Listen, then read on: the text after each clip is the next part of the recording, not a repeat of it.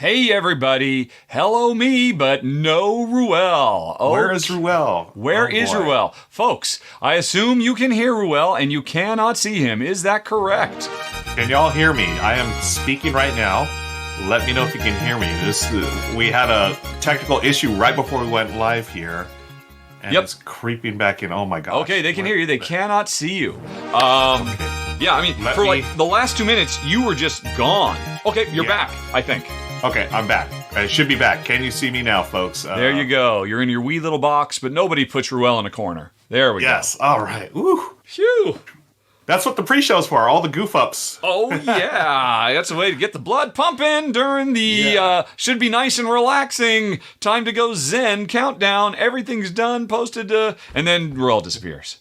Yeah, that was so strange. I don't know what happened. Again, it's just the joys of playing with Discord on a live stream. I never know what's going on, and well, now at least I'm here, and I'm happy to be here. I'm happy to have you here on episode 44 of the R&R. Wow. Hey, what just happened? Are we having Red Bear Ale subscribed with Prime just now?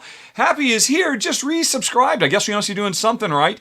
Dare Drinker just resubscribed, and that's pushed us over the top into a hype train. The train has rolled into town with me as the conductor, I just noticed. And hey, folks, for the next minute or so, Twitch would very much like you to give us money in the form of subscriptions, or if you give gift subscriptions to other people, or if you do bits and all of that. And if you do, the train will get longer and you will occupy a little seat in there as a reminder. But don't worry, folks. I know this is tough times and rampant inflation, price of gasoline, record highs. Don't worry. We're both doing okay. But still, the hype train is in town. That's very exciting.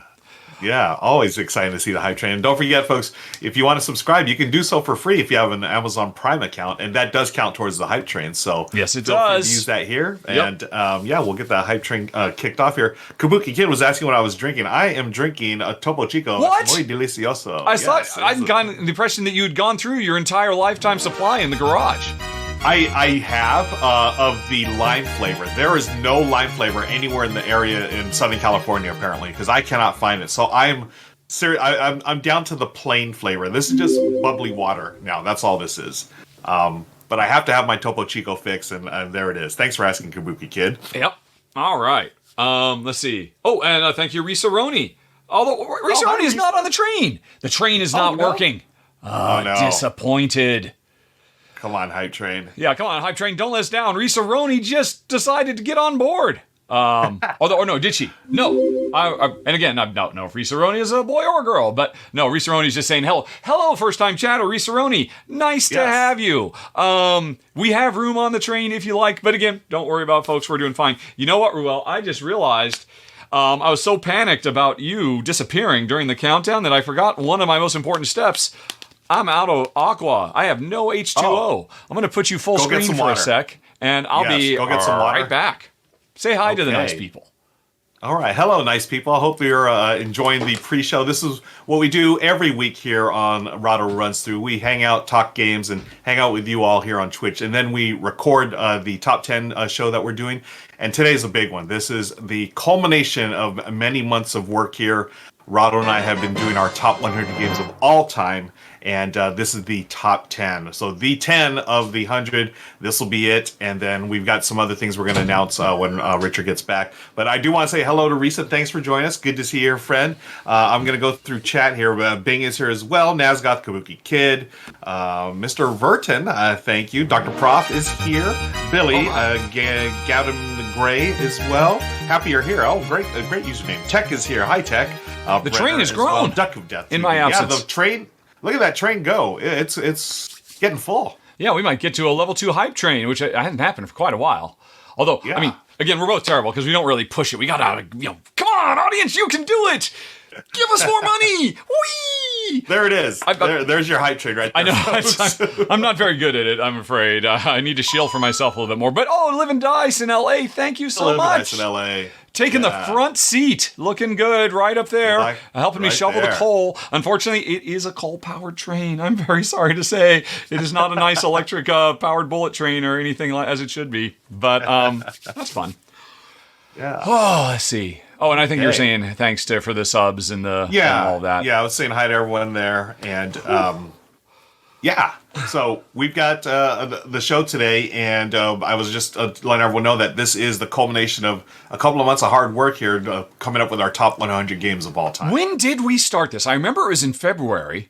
That's what I thought. Yeah, Yeah. Was it mid-February or something like that? Wait, so February, March, April, May, June. So we've been doing this for right around 5 months.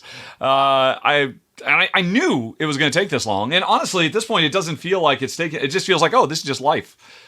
Yeah, I get together with Ruel every week and talk about my favorite games and his favorite games. Yeah. And I'm constantly surprised.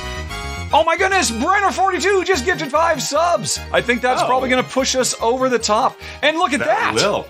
Thank There's you, a Brenna. different color car train. I didn't know that was going to happen if the train got long enough. Oh, cool. Yes. Nice. That's fun. I mean, Wow. the only reason we have that little train down there is because I've got events for everything else that can happen, but for some reason I cannot create a sound event so I can hear in my ear when a hype train starts. And that was the only thing I could find, this little throwaway thing that somebody developed years ago and is just sitting foul. I'm like, well, okay, I guess it works. Nice. And we're still discovering new things about the hype train. All right, cool. Level 4. Okay, folks. By the way, what it means, the higher the hype train goes, the more cool emotes and whatnot that you will unlock and be able to use for the for chitty chat during this our final, the big grand finale, our top 10 games of all time, or more to the point, my top 5 games and Ruel's top 5 games, of course, but the R&R top 10, as it were. And I've been so happy, and I gotta say, I'll say right up front, I have been so happy to be doing this with you because honestly, if I had done this by myself, it would have been so one note because I am such a one note player. I mean, 80% of my top 100, I mean, I wouldn't be surprised if people got them confused with every other because, it's just a bunch of dry, soulless Euros, a bunch of varying shades of beige because Jen and I really dig that. So you've really brought some, some zest and some life and, obviously talked about some of the best games of all time that I wouldn't have mentioned. And I expect that'll be true when we get to the finals. And hey, Dark Knight with a Y, thank you for subscribing. Thanks for those Bezos bucks, sending them our way. Bezos bucks. I know, somebody mentioned that in the last live I did last week, and I had a grim impression. Soon, we will all be paid in Bezos bucks. That is the future. Everybody gets Bezos bucks. We're just handing those back and forth as a form of vouchers for Amazon. When Amazon takes over the healthcare system and everything else. Oh my gosh, yeah, right. The very, very near dystopian future that we all face, folks. So might as well, welcome our. Might as well get on now. that hype train. Exactly, the Bezos bucks. Hilarious. Yeah, just to continue that thread there, train of thought.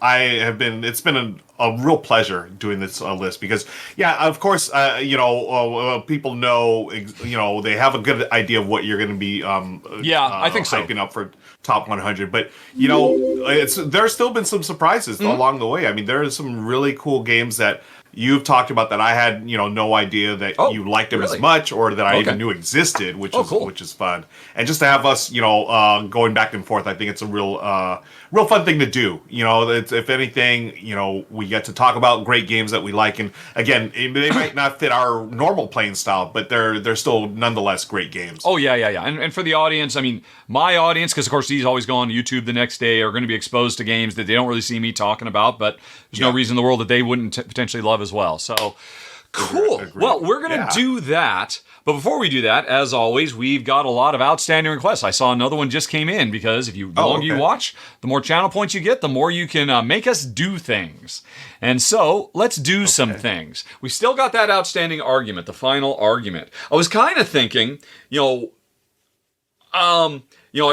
we get to the end and my number one versus your number one, we could argue which is the true number one.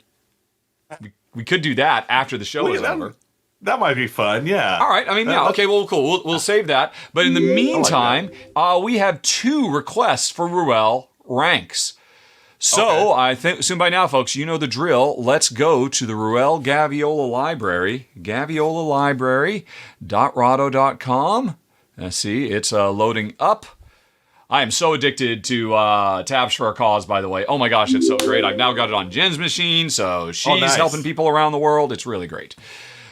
Okay, so let's Let's scroll on down because these are all rankedy ranked. For folks who don't know, Ruel has a collection of over 600 games, and he's ranked only about 100 of them. So slowly but surely, we're going to get them all ranked, one by hook or by crook. Do you see any of those you like? Can you read them? Are they too small?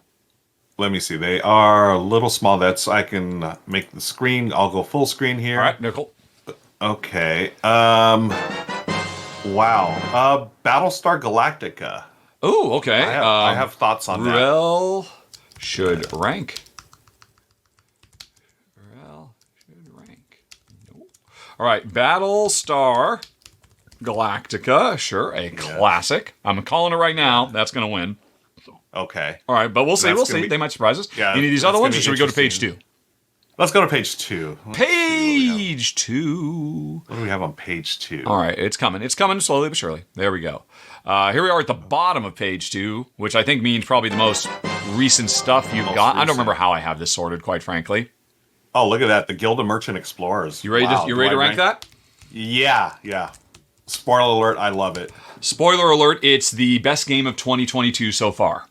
Yeah, it's one of my favorites. I don't know if that means people are going to vote for it, or now people don't need to because we both just raved about it. Any of the other ones, or you want another page? Let's go up to, I'm going up on the page here, Word Domination. Actually, no. Let's not put Word Domination because I feel like the word games don't get much. You're looking at your own list now. Look at you. Yeah. Well. Okay. I'm on Gaviola Game Library as well. Yeah. Well, then, heck, let's just come back to this. Okay. All right. Cool. You tell me 3 more, and we will forego with you having to look at my transmission via Discord and all that. Just name 3 games, and people will pick 2 of the 5. Okay, so we've got Guild of Merchant Explorers. And we got Battlestar Galactica. Battlestar Galactica. Let's add Founders of Teotihuacan. Okay, a nice one. Teotihuacan. I spelled it from memory. I've had to type that so many times now. Much better than I can. Okay, and then let's go to Picture Perfect. From Arcane Wonders. Arcane Wonders, yeah. Okay, one more. Einmal. Oh, one more. Okay, let's go with... Oh, I have not ranked this. Sprawlopolis. I thought I ranked that one. What? Yeah, I could have sworn. You I know we've raved about that stuff. Okay. Wow. So, let the voting begin. Let's see, folks. And let's just come back to, I guess, the browser view so you can see both of us. And, you have 2 minutes to vote, folks. You can spend your channel points. You can actually spend bits if you like. And we are going to run through, we're going to do quickie reviews of 2 of those 5 games based on your picks. And Ruel will get closer to finishing his bucket list, I suppose, because surely, once you've done this, that's it. That could be it. And I think this is a perfect opportunity. Don't forget, folks, at least for me, in my area, it's voting day. It's election day. So are you? Go out there and down in SoCal? Yeah. Southern California. I've got my little voter's guide right here. Right after we go off the show here, I am going to go to my local voting poll and go vote. Wow. What's on the ballot? All kinds of good stuff. You're making me worried that I'm missing something in Washington, so people can see in the background. I'm actually checking Washington dates right now. Yeah, check just in case. But we we don't have anything in June. We've got primaries in July. Okay. Primaries in July. Okay. You scared me there. Yeah, we've got some important stuff like governor and lieutenant governor. Oh, that's kind of important. All kinds of important stuff. So go out there and vote, folks. So what odds you giving the noose? I don't know if anybody's ever referred to Gavin Newsom as the noose, but... No, I've never heard that, but, I sort of like it. It actually makes him sound like a supervillain, honestly. But I think he's got good odds. We'll see. I mean, California is interesting. There's been times when I thought the vote was definitely going one way, and it didn't. Yeah. So we shall see. Speaking of votes, I'm looking at the Guild of Merchant Explorers. Okay, not surprisingly, that is in the lead right now. Yep. But... people can spend their channel points. Yep. There's always that last second. Although, I don't know if I told you or if I announced this last time. Did I talk about how I've changed the channel points? Oh, that's right. Yeah, you bumped it up, right? Yeah, because I think it was 10-1. So people were, hey, I've got enough points. I'll just pretend I'm literally 500 voters. And for months now, we've been having just like a small handful of viewers, hardcore viewers, decide every vote. But now I bumped it down, so if you got all those channel points, you can count as like, I don't know, 5 or maybe 10 voters. Not enough to swing things, but still enough to make a difference. But we try to reward folks for longtime viewers, and spending those points is one of the best ways to do it. All right. Are we done yet? Oh, it has ended. What did it come down to? The Guild of Merchant Explorers, number 1, Sprawlopolis, number 2. Yeah. Okay. Well, it just so happens I anticipated this, and here we are on the Guild of Merchant Explorers. Although, really, what I should do is I should just go on ahead and put the video up. There we go. Yeah, you have a video, right? Rahdo runs through video. So, Ruel, tell us about the Guild of Merchant Explorers. Oh, what can I would just start with this. You said it's the best game of 2022 so far. I tend to agree. It's definitely in my top 3. It could be easily my number 1. I absolutely love this game. Designers Matthew Dunson, Brett J. Gilbert, over there at AEG. And as you know, folks, I am a huge fan of AEG. I think the games they've put out the last few years have just been all top notch. And this one is got a little bit of, I like to call it sort of like Kingdom Builder meets Tiny Towns. You've got the Kingdom Builder map style. You got the hexes there, and you're putting cubes down every turn, thanks to the little cards that you flip over, sort of like, a roll and write, but in a non-roll and write format. You actually have physical cubes, and you're trying to go out on your map, trying to discover new lands and discovery towers and, find villages. And the villages are important in this game because those allow you to start at new positions on the next turn, because after each round, you're going to wipe off all of your explorers. They are going to have to come back home and rest and get ready for the next round of exploration. And that's when you can start from different villages. And that's how you're going to get to the farther reaches of the map. What sets this apart for me, I love the system the card system it uses, where the era cards, each round, there's going to be an era card or 2 or 3 that come out, and those give you special abilities. And those are different for everyone. You're going to take 2 investigation cards, I think they're called, and one of the 2 you'll play, and that gives you a unique way to fill out your map. It works well on, you can play along with, on Rahdo's channel here, you can play along there, and, all you need is the map, which you can actually download from AEG's site. Is that true? I didn't realize that. Yeah. AEG has a map that you can download. It's the one that you use there in the run through. Oh wait, no, is that right? Did I remember that? I think maybe that is true. Maybe I did know that. I'm not trying to remember. I know I did set this up so that if people bought the game, they'd be able to play with me. And so I've totally forgotten. There is a downloadable map, so you don't have to take either of our words, folks. Yep. Go watch my run through. Go find I'm going to find that now. I would like to know more about that. And actually, now that I'm looking at your video, maybe the one that you used was Agon. So that was on the AEG site. Yeah. But folks, if you go to my YouTube channel, I played with Michelle. We used the standard map, Avenia, I believe it's called. Yeah. That one is downloadable. That's the first map that they recommend you play with anyways. But as you can see there's goals that you race to, and the first one gets 10 points, the second player, and everyone else gets 5 points. Oh, I love everything about this game, and I see this being a family favorite for many, many years to come.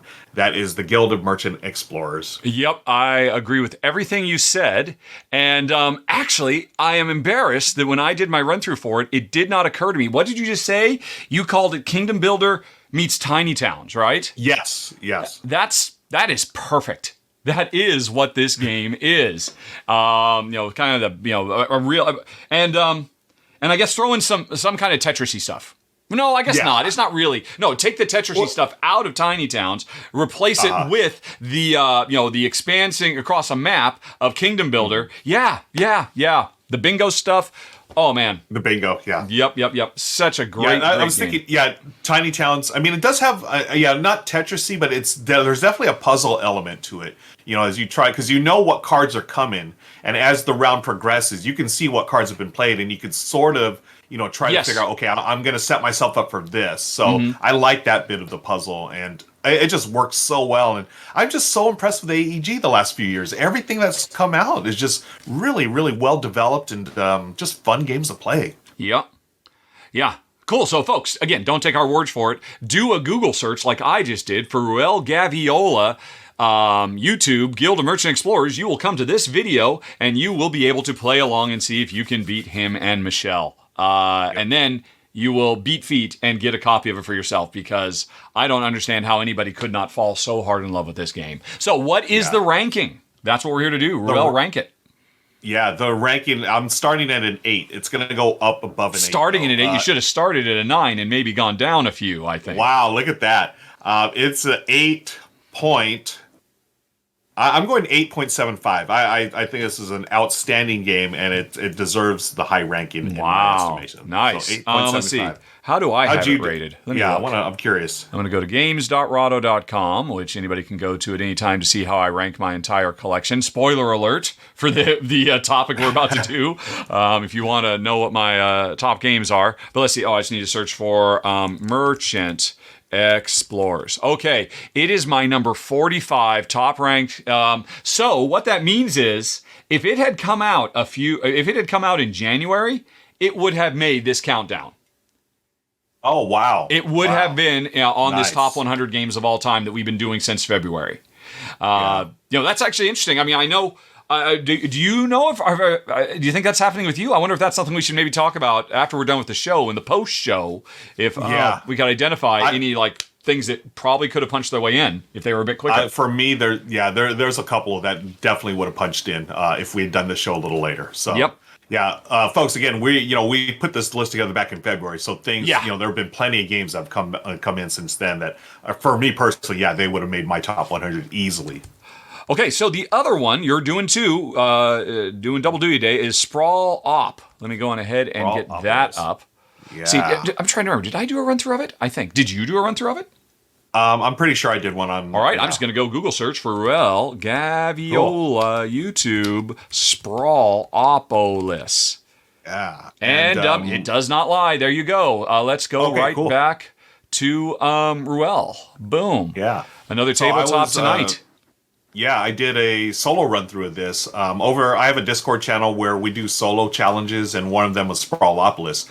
This is a wonderful 18-card game, I believe, from Button Shy Games. Designers Danny Devine, Stephen Armani, and Paul Kluka. Danny Devine, he's done some of my favorite games, including, and I just slipped my mind, Kohaku was one of them.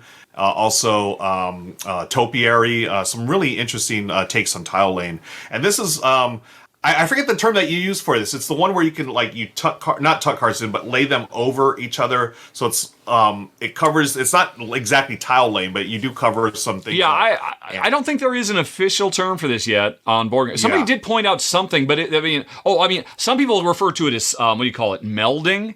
Because that's like an old school card term, but that's for when you're just taking two cards and just you're putting them so they're all on the table and you can see the number in the top left corner, so you just see what they all are. This is more complex than that, because each card is a grid of 2x2, and you're mixing them, sometimes sliding them under, sometimes sliding on top. I like calling it kind of like patchworking. I mean, I'm patchworking them together, but that doesn't seem to have caught on yet. Yeah. So either patchworking or melding. Basically, it's not the standard. You just put them side by side. You can actually lay cards over, and depending on that, you'll start seeing patterns. Whether it's like the blue ones or the yellow ones. I think blue are like industry or whatever. But you're trying to collect sets of them in continuous paths, and then you score points based on that. There's also I think it's a railroad that goes around, or a road that goes around town that you're trying to score. But what the genius part of this game is, you have the 18 cards. Those have all the terrain and everything. But as you can see in the video there, on the other side of each card is a unique scoring rule. So that right there, you just shuffle up the cards and then randomly pull 3, flip them over, and there's your game. That's what you're trying to score. And that's what's so genius and so makes it so replayable. And the great thing is, it's a 20-minute game. I've soloed it literally in like 10 minutes, folks. And you can play 1 to 4 players. It's a co-op. A lot of fun, and just probably I think it is my favorite Button Shy game. They do wonderful games like this that literally fit in your wallet, that are just 18 cards or less. And this is one, if not the best, one of the best. And that's Sprawlopolis. Well, then what's it rank? It's ranked. Another one that's going to start at 8. I'm going to go 8.25. 8.25. Not as I don't like it as much as Guild, but it's still a solid game. So 8.25. How do you like it solo versus the co-op mode? Honestly, I prefer it solo just because I agree. it's quick. It's quicker. You know, it's just Yeah, I mean, solo's. I mean, the co-op's fine, but this type of game, it's seriously like a jigsaw puzzle. You're just putting together and trying to solve it, and I like it as a solo game. Yeah. Now, and have you played Circle the Wagons?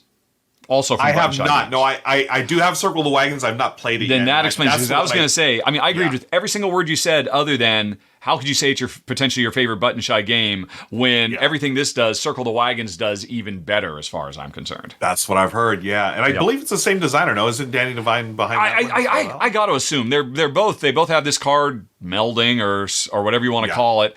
They both have the flip 3 cards face up, and that's your objectives that make it different this time. Yep. They can both play 2-player or solo. Although Circle Your Wagons is competitive if you play the 2-player, and honestly, that's one of the big things. I think Sprawlopolis and Circle the Wagons proves I think Sprawlopolis probably would have been better off as a competitive game than a co-op game. I mean, I think you want to get this mostly, like you said, I mean, it's best at solo. You get it as a solo game, and then, it's kind of fun to play as a co-op every once in a while. But I don't think you get it first and foremost as a co-op. Right. Yeah. Okay, yeah, that makes sense. And I just verified on BGG, yes, the exact same design team. There you go. Circle the Wagons. Yep. Yeah, so... So if you like everything you see here, but you're just sick and tired of Sim City inspired stuff, and you like the American Old West, check out Circle the Wagons instead. But all of these are fantastic games, and you can get them for fractions of the cost of a regular board game, direct from the publisher. I mean, they send them out in these cute little wallets, and they're cheap to ship because I mean you've ordered them direct. Do they come in an envelope? I wouldn't be surprised. Do they come in a box? Do you remember? I don't remember. No, it's just one of those padded envelopes. That's it. Yeah, there you go. Yep. Again, it's like. I remember they shipped out. It was fast too. It was within I had ordered I think midweek, and by the weekend it was already in the mailbox. So, yeah. And as Kabuki Kid points out, there are others in the line. There's Agropolis now too, which is the same basic thing as Sprawlopolis, but set in farming. And then there's another one that can combine the Sprawlopolis and the Agropolis to turn it into one Megaopolis game. Which I don't remember the name of that one too. So, I mean, there's a lot of cool options. It is definitely worth your time to go to the Button Shy webpage. And, I mean, they've got so many great, wonderful little microgames. Those were 2 wonderful choices, audience. I agree. Good job, folks. All right, well done. What else do we owe the nice people? Let me bring up the request queue management Hoozy Madoozy again. Mm-hmm. Hey, there are 2 requests for Trivial Pursuits. Let's go on ahead and bring up the wheel. And see what we get for that. Okay.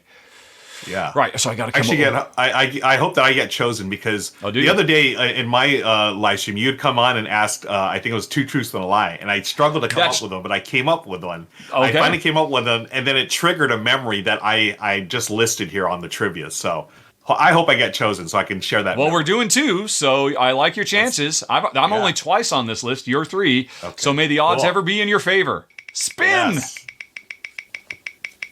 Come on. What am I, blue? Come on, blue. I need to get underneath so we're both kind of half covered by it. There we go. Ruel is the wiener. Right. Okay.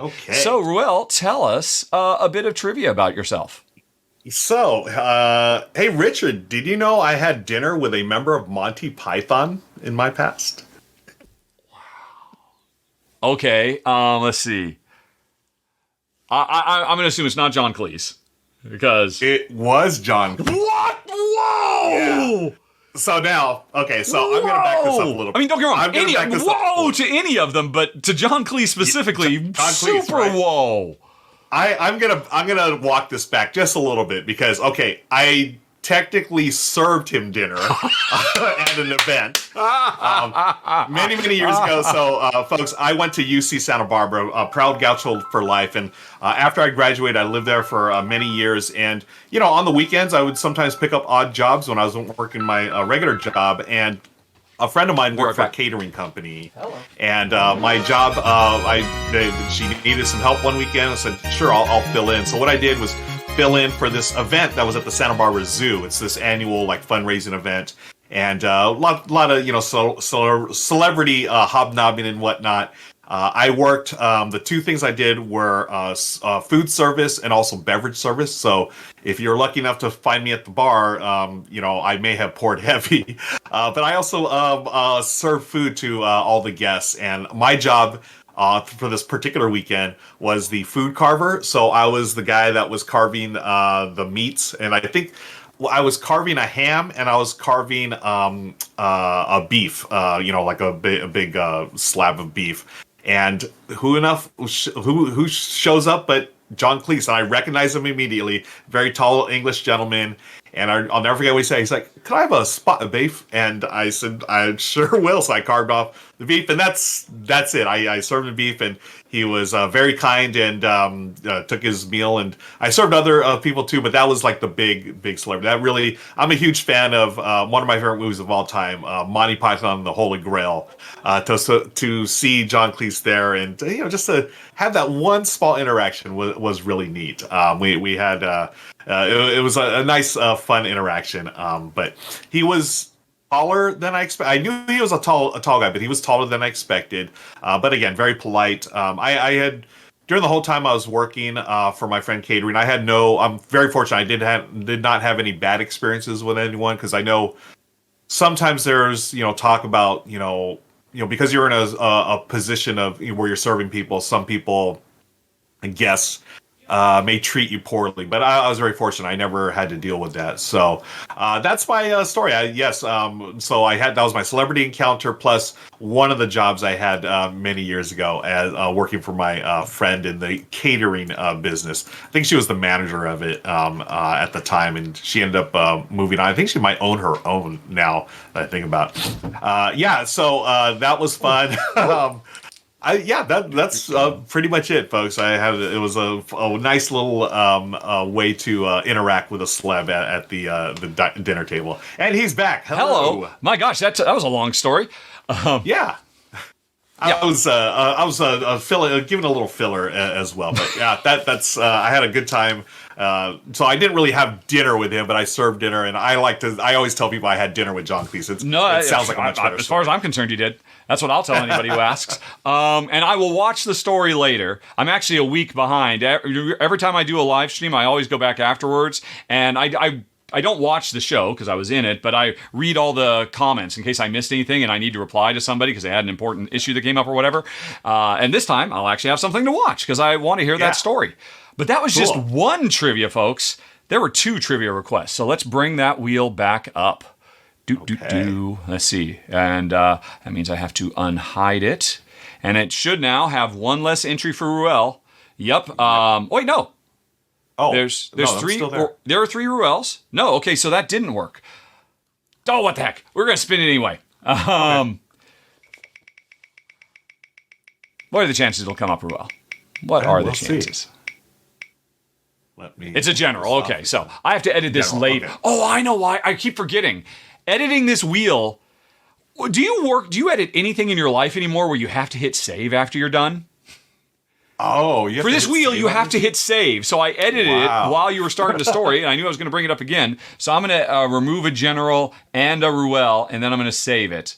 All right. There you go. So removing that. And then if I save... Oh, and save's all the way down at the bottom. Right. Save. And then... Okay, so now... but now I got to get rid of one of the Ruels, because you did your due diligence. You had a good story. All right, so we'll just kill that Ruel, and then we'll save it again. And in the meantime, we need some general trivia. Okay, so that looks like the wheel is properly updated for the future when more people use their channel points to request trivia. But for now, you don't get to learn anything about, we will be international men of mystery, while I will do a Google search for interesting trivia. Yeah. And Kabuki Kid, this is same with me. Control S is emblazoned on my brain. Same here. I will always have that. I've got that muscle memory, Control S, and built into my hands. Sure. Yeah, I suppose so. But it won't work in my situation. I have to literally scroll down to the bottom of a tiny little window and hit the save button. All right. So, womansday.com promises 103 fun facts that will actually surprise and entertain you. Ruel, pick a number between 1 and 103. 1 and 103. Let's go with right in the middle, 61. 61. Yeah. Prepare to be entertained. Okay. Jennifer Lawrence has the tattoo that says H2O on her hand to remind her to drink water. Whatever works, right? That was me reading the entire thing. I did not add that at the end. Wow. Really? Okay. Okay, interesting. Yeah, stay hydrated. I'm gonna stay hydrated. I don't have a tattoo on my hand like J-Law, but yeah. You landed right in the middle of all the celebrity ones. There's something here about Lorde and Jamie Lee Curtis and Lady Gaga and Jennifer Aniston and Ryan Gosling and Dolly Parton. And it looks like if you had been in the 20s, it would have been about animals. And if you had been... So, interesting list. Wow. You know what? Let's give them a bonus because does anybody care about Jennifer Lawrence tattoos? Give me another number. How about the one about Dolly Parton? I'd love to because you want to hear about Dolly? Okay. I want to hear about Dolly, and here's why. Michelle and I traveled to Nashville, Tennessee last year, and I didn't know this, but Dolly Parton is revered in the state of Tennessee. You do not, no matter where you are politically, wherever you are, you do not talk a bad word about Dolly Parton. She's done a lot for Tennessee, apparently. Oh, she's done a lot for the world. Hashtag Dolly Parton cured COVID. I mean, right? Exactly. I mean, that woman does so much in complete silence. She is making her fortune work for the betterment of humanity. Yeah. It's funny because Michelle and I, we talked to a handful of locals there, the people who are hosting us, and then just random people, and everyone to a T was they worship Dolly Parton out there. So I'm curious. So what's the Dolly? Well, Parton they won't fact? be happy with number 60. You just missed it. Dolly Parton once entered a Dolly Parton lookalike contest and lost. Even better, she lost to a drag queen. True to Dolly style, she tells that story often. That's funny, man. And that does sound like a story Dolly would tell, and she would tell it wonderfully. Yeah. I mean, she cured COVID. There is a program that we learned about where she gives her foundation gives kids books, free books until you're in the 8th grade, I think, from elementary till the 8th grade. Her foundation pays for all of that. It's amazing what she does. But yeah, yep. I mean, we all need to put bumper stickers on saying "Be like Dolly." Yes. What would Dolly do? What would Dolly do? Yeah, exactly. That's what we should live by. That's incredible. Awesome. Cool. Okay. Well, we got some bonus trivia there. You got 2 for the price of 1, folks. Let's see. What else? What other outstanding requests do we have? Because we need to actually start doing the show. And before we do the show, we need to announce the future of the show, which I'm sure some folks are interested in. And in the meantime, Mom, or MG101, thanks again for resubbing. And, let's see. I see Syracuse, too, is playing with a temporary avatar. I hope you enjoy that, Syracuse. I'll have to make a note to myself to eliminate it because it doesn't automatically turn off with time. Radruss also subscribed with those Bezos bucks. NCC1701JV, the Junior Varsity Enterprise, has subscribed 27 minutes ago. Welcome aboard, sir. Let's see. Kezardrix resubbing as well. Dark Knight Brenner. Okay, so we're all caught up with the thank yous. And let's see. What have we got now? All right, we still got that argument. We have a this or that. I'm going to save that because let's give something away. Let's give away Hacktivity, which is awesome.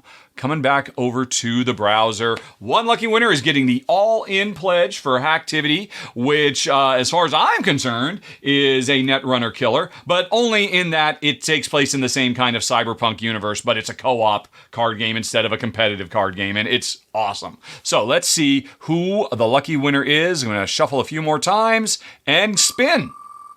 All right. Good luck, everybody. And just a shout out to A. Foxy and Risa. Thank you for hanging out with us today. Good to see y'all. And here's your winner. Boop, boop, boop, boop, boop, boop. Cade Shiozaki. Cade, congratulations. And Jason, I'm so sorry, JWS, it's literally like 2 pixels away from you. If it had just gone another 2 pixels. Oh my gosh. But congratulations, Cade. I will be getting in touch later on today to fill you in or to get your details so that you can go on the list for when the game goes into production, which probably going to be early 2023. So you'll probably have forgotten about it all by then, and then one day, surprise! Something will show up in the mail, and I hope you enjoy it, and thank you. Thanks for everybody who entered. Thanks for everybody watching the show. Yeah. Phew. Okay. So we've given away games. We've done some taking care of some business here, but now the big news, if you'd like Yeah. talk about that. And of course, I'll give a small version of the big news when the actual show starts and say, Yeah. hey, go watch the extended if you want to hear more detail. But here's the deal, folks. I'm old and I'm tired and I just can't keep it up. I don't have the stamina I once did. So this is the last weekly episode of the R&R Show. And I'm very sorry about that for anybody who wants to. There are some stickers down below if you want to throw some stuff our way. That might make sense. I don't think I have any boo stickers anymore. But the situation is we're still planning on doing it monthly. We'll be doing an episode the final Tuesday of every month. And there's a potential that it could actually be bi-weekly because we were just talking about this right before we started the show. You can see up there, the more subscribers we get, thank you. Much love to you too, James. And look at I just get a mangled, yeah. Live long and prosper. That's what I've got. There we go. Yeah, that's good too. So, every time we get enough subscribers, in the past we've unlocked an RVR, which is Ruel and I sitting down across from the virtual table and playing a game for you folks. Those could be R&Rs, so those could be bonus R&Rs, and we tend to get about one of these a week. So that's something that I think we will cross that bridge. The next time we get enough subscribers to unlock a bonus show, and what are we at now? We're at 118 of 149, and like I said, we tend to get about one of those every 6 weeks or so. That meter fills back up. We will at that point ask, okay, folks, do you want this to be an R&R or an RVR? So that you, the viewing audience, as always, will be able to choose that destiny. So join us on the 28th of June, and we will be getting back together to do another top 10 and have a good old time and do Q&A and all the rest of the stuff we do. And if you're wondering why, there's a couple of reasons, both personal and financial. The financial, like I said, I'm not only am I old and tired and having a hard time, getting all this stuff together every week, but man, if you recall, if you were here from the beginning, remember how we were putting up sponsored by puppies and kittens because we were looking for sponsors? It's hard to get sponsors.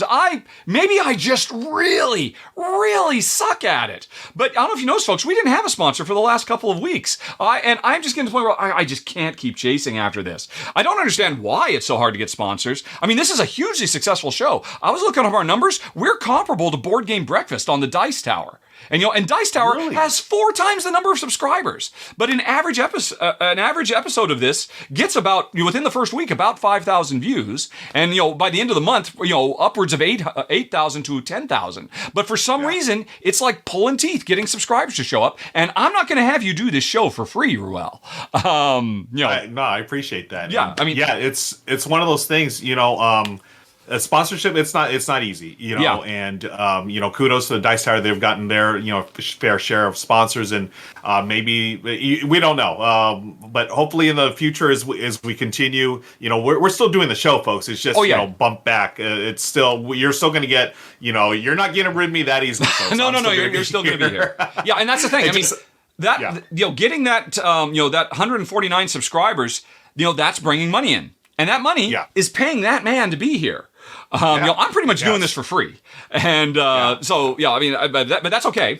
And so there are business reasons. It just doesn't necessarily make financial sense because, the time I'm spending doing this, which takes a lot of time, is time I could be doing other things. And the same for you if we have a hard time finding sponsors. The other reason is more of a personal nature. I won't go into too much detail, but if you were here, I think, for the last live show I did last week on the Rahdo Roundup, I talked about this a little bit. My mom, she recently had to go to the hospital.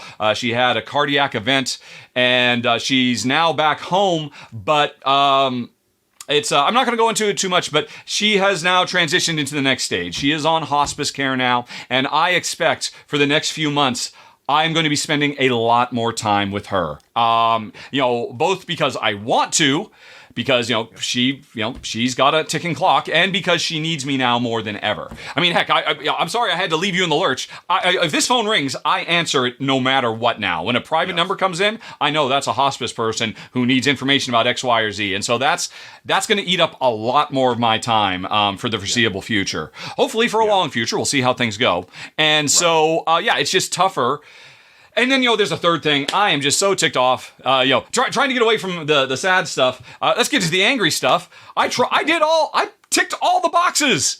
I hit all the milestones, and Twitch says, "Yeah, sorry, you're not Twitch material enough. You don't get partner." I mean, next time you see the Brothers Murph, tell them I feel their pain. I know what they went through. I went through it too. Yeah, it's tough, folks. For whatever reason, Twitch. We have a wonderful board game community here. Y'all are part of that. But Twitch, I feel like they don't see the bigger picture. They have not invested in board game streamers. They stick to what they know, video games and whatnot. Yeah. Which is fair. Well, it's their platform, but it's unfortunate that we can't get the Brothers Murph or Rahdo as partners. To me, it makes absolutely no sense when you have such wonderful ambassadors for this hobby and to grow the platform. But that's a sense of frustration. And also, just to speak back on, just to real quickly touch on that as far as the personal stuff going on with Richard. It's important, folks. Not just for Richard, but for all of us, when life events happen like this, you got to take that time off. I mean, he could have easily said, we're just going to power through this. I'm going to do the weekly show. It's going to be my escape. No, take the time you need, not only for your mental health, but to be there for, the people who are important in your life. We're talking about games here, folks. Bottom line, we love the hobby. We have a passion for it, but at the same time, life is life. I've got stuff going on in my life too, that if something happens, I drop all these games for, family stuff. So, take the time you need, Richard. Again, like I said, I'm not going anywhere. Folks. We'll be here on a weekly basis. You are in the board game world. You are the second highlight for me. First being playing games with Jen. Number 2 is talking games with you. I should throw a sticker up on screen, but I'm not gonna. So we're still gonna be doing the show with guaranteed sponsorship, so it's gonna keep running. And again, you'll be back either for more RVRs or more R&Rs as they get unlocked in bonuses. And I will still continue streaming live on Twitch. I'm just not gonna push so hard anymore because I'm clearly never gonna make partner. I mean, for the last few months I've been doing 2 or 3 episodes a week like crazy, nonstop, killing myself, and it's just obvious Twitch doesn't care. So that's fine. Well, I'm gonna scale it back. Tuesdays is still going to be Twitch Day. Once a month, maybe more. It is going to be me and Ruel, and the rest of the time it's going to be me doing all the other stuff I got to do. I've been live streaming my monthly roundups. I've been live streaming the podcast stuff. I think next Tuesday, I'll be live streaming a top 10 because you folks unlocked it with your followers. Every 1,000 followers we get on this channel, we unlock another top 10 that I do with you, the audience. So I'm still going to be here. It's just going to be. Everybody's seeing a little bit less of him, and things might change. I mean, well, obviously things are going to be constantly in change, but I'm not abandoning the channel. I'm not abandoning the platform because, I mean, as much as there are things that drive me nuts about this platform, yes, Kabuki Kid, I know the number one thing that you can't pause and rewind during a live stream. They're working on it. That is going to get rolled out eventually. I was briefly in a beta for it. It worked really nicely. But there are so many wonderful things about it. It is really great for community building. The fact that I can look through the chat afterwards, see that, somebody has a question that, that we missed, and I can just send them a direct message. YouTube doesn't have anything like that. YouTube really keeps you at arm's length from your audience, and Twitch is more about, building that. And so I really do appreciate, I have come over time. I used to be a real Twitch basher, but I've come to appreciate some of the things this platform does really well. Definitely. And just, building on that, talking about community, the fact that we can raid other channels, bring our audience there. I mean, that's a huge thing, especially, some of these channels are very small, but they deserve a bigger audience because of the work that they're doing. So I have always appreciated that, whether I get raided or we raid someone, I think that's a really neat. Yeah, again, it's all part about, hey, we're all board gamers, we're all in it together and, just, lifting everybody up. Yeah, the raid feature, when I first saw that, I was like, oh my God, why doesn't YouTube have this? And here's the thing, Ruel. YouTube does have it. Did you know they have a raid feature? I heard are they working on it? No. They've released it. It's been out for like 6 months. And I'm like, is it out? And then I go and look at it. Guess what you can do? You, when you finish your live stream on YouTube, you can raid your own channel's premiere video. Oh. So you can premiere your own video, and then they don't call it raid, they call it something else, but you can basically just take your live audience and move over to that premiere. That's it. That's all you can do. So you cannot spread the love to other channels. Oh, interesting. Yeah. Okay. Well, whatever works. Yeah. So YouTube is very much behind the curve, although they're very much ahead of the curve with the pausing and the rewinding during live streams, and it is coming. Right. I mean, I've actually used it once or twice, and hopefully they'll get it up for everybody sooner than later. But anyway, folks, that's the news. I while we were talking about it, I was looking through the chat, and thank you everybody for all the kind words. Don't worry, Forest of Glass. I really appreciate it. I know you are a very heartfelt soul, and it's going to be fine. When we got the news from the doctor when she was in the hospital, my mom's immediate response was, "Hey, you know what? I made it to 75." This is a miracle. I never thought that would happen. She has, what's it called? HHT. I can't remember. You can look it up. It's a rare blood disorder. It killed her father in his 60s. It killed her brother in his 50s. She's made it to 75. Wow. And so she has repeatedly said that, she's been a great ride and she's doing okay. And I'm not going to continue dwelling on that. Yeah. Because this is about board games. Damn it. Yeah, we will. Yeah, again, through the miracle of modern science, right? Yeah. Giving her many years of longevity here. Yep. Awesome. Okay. Okay, cool. Well, let's lift our spirits with bloodshed, shall we? Yeah. Okay. Let's do this. All right, let's Everybody do this get ready to battle royale. All right. Get the banner out of the way, battle royale. Nothing like a big fight to get in the mood to talk about board games. Exactly. Get that blood pumping. All right. Oh my gosh, we have 126 viewers. Whoa. So, Thank you, that's friends. a bit higher. Normally we peak around 80. Oh my gosh, there's no elbow room. So rude. Jeez Louise, I've never seen this many people on the battlefield. Wow. I don't even know where to look. Dare Drinker, I don't know who you are, but I like your cookie. And you're just kicking butt. Nobody's even touched you, but oh no, Dare Drinker, you're surrounded. Run. Oh no, Radrus is chasing you, Dare Drinker. Keep going. Radrus is stabbing you in the back, Dare Drinker. The cookie, take the last bite of the Oh no, you're still alive. Dare Drinker, you are my hero. Throwing down with Andrew Scott, still alive. Duck of Death and Dare Drinker, throw down. You took out Duck of Death. That is an old school plunger wielding super killing machine. You're now going up against the NC. You're going up the JV Enterprise. You're chasing down Dare Drinker. This is amazing. I have never seen. Oh no, the JV Enterprise NCC 1701 takes out Dare Drinker, but that was a heck of a run. First time shatter. Nicely done. Okay, and Andrew throws down with the Enterprise. Oh, and Andrew is toast. Bye-bye. Andrew might be the king of slingshots for stars. Didn't help him today. Oh, LS gets the health pack, and this might be the end for our favorite starship. Yes, it is. There it is. LS 100,024. Congratulations. Well, I believe that is a repeat win. I'm pretty sure, LS. Correct me if I'm wrong. Okay. That was definitely the biggest battle royale we've had. That was I know. huge. Yeah. Well, it's probably because when I posted on Facebook and whatnot, I said, oh, by the way, special announcement today. So, okay. Clearly, should just do that every week. You just got to come up with a really life-changing announcement every week, and then the sponsors would roll in like crazy. There you go. We just have to get better at clickbait. That's what it comes down to. There you go. Yep, not my forte. Me neither. Okay, cool. So, what else have we got? Last thing before we get going, we need a secret word. Oh, okay. What did we talk about today? Well, we talked about two excellent games from Button Shy and AEG. We did some trivia about Dolly. Dolly, huh? Dolly can you work Dolly in there? Yeah, there's no way I can work Dolly in. What can't you work Dolly Parton into? Come on. Where's my list? Where's my list? I guess if I really tried. It would be so obvious, you know. Oh, geez. I could work it in a really cheesy way that it doesn't work for me, I don't think. Could you really? It would be really cheesy, and it would also be really obvious. It's just like the most obvious thing in the world you could do. That's my thing. Like, I guess if we work the word in Dolly as in like a hand. Oh, right? Like yeah. I mean, yeah. It's. But no. I've got it. Are you sure? Yep. Yes, I've got it. Okay. Cool, I need to put that in all caps so I don't miss it. Okay. Yeah. I think. I know.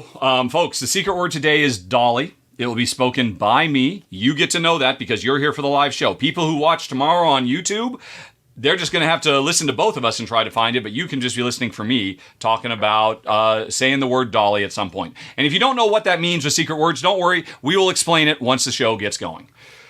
Phew. Okay. Cool. Has there been anything in the chat we need to take care of or address? Not that I see. I've just been again. Thank everyone for all the words of support, not only for the show but to Richard personally. Very nice to see. But yeah, I think we're good to go. Cool. Yeah. All right. Let's see here. Oh, I do see one comment from Nazgoth. Please don't do more run-throughs, do more R&Rs. Here's the thing, Nazgoth. That gets unlocked based on actual cold hard cash. That's people spending money on the Rahdo Runs Through merch store, where all the proceeds go into that. That's people spending bits on the show. That fills up once every 6 months. You know what? When it eventually fills up 6 months from now, we'll put it to the audience, and what would you like that to be? I mean, it makes sense to do run-throughs because, I mean, that's really the best thing for my channel at the end of the day, covering more games. Yeah. That brings more people in and all that. Yeah. But again, that number fills in very, very slowly. So we'll revisit that months from now. Okay, but a good point. I think I probably need to reword, although those things are so tiny, I can barely fit text in them at all, the way those meters work. But I'll worry about that later. All right, so the secret word is Dolly. One other thing, folks. After we are done with the show, we stick around for a little bit. We're in the pre-show now. We're about to do the show. We then come around for a post-show, and we'll do some Q&A. If we have time, we'll do that argument over my number one versus your number one, which is really going to be number two on the list. And we'll see how all that goes. And we'll do some Q&A. And if you would like to partake in that, other people will explain this in the chat, but you got to start your question with a question mark. Folks, if you ever see anybody clearly asking a question they hope that we answer, and they didn't use the question mark thing, let them know they used the question mark thing. Or heck, I saw one time somebody just copied and pasted their question, and then with the question mark, so it came through to us, so that we have a queue of questions to answer once the show is over. Alrighty. Yeah. Like for instance, Fem just started what? There's a command thing, oh, now I'm reading her question. I feel like I should answer it right now. Let's that one's good to answer right now. All right, yeah. So, Fem Sensei, who is our resident hugging machine. By the way, in case you don't know, there's probably some new first timers here with the viewers as high as it. All those stream avatars down there, those are subscribers to the show. There's a bunch of benefits you get if you subscribe to the show. You get discounts on Rahdo merch, and buying that Rahdo merch unlocks more content, as I just mentioned up there. It's a virtuous cycle. You get exclusive videos that you can't see. What was last month's? I think a couple months ago was Black Angel. I forget what this one is. If you subscribe to the show, you can whisper me directly, and I will give you a link to a video of me and Jen playing a game from start to finish that is not visible anywhere else on the internet. If you can't find the secret word, which we'll explain again in a minute, you can. We will tell you where the secret word is if you just whisper us. Anyway, though. So I'm sorry. I went way off of Fem Sensei's question there. The Hugfest. Good. You, Fem Sensei, cannot do the Mass Hugfest. I, as a moderator, can do it. You know what, Fem Sensei? You have given so much love over the years. Prepare yourself. I'm going to demonstrate it.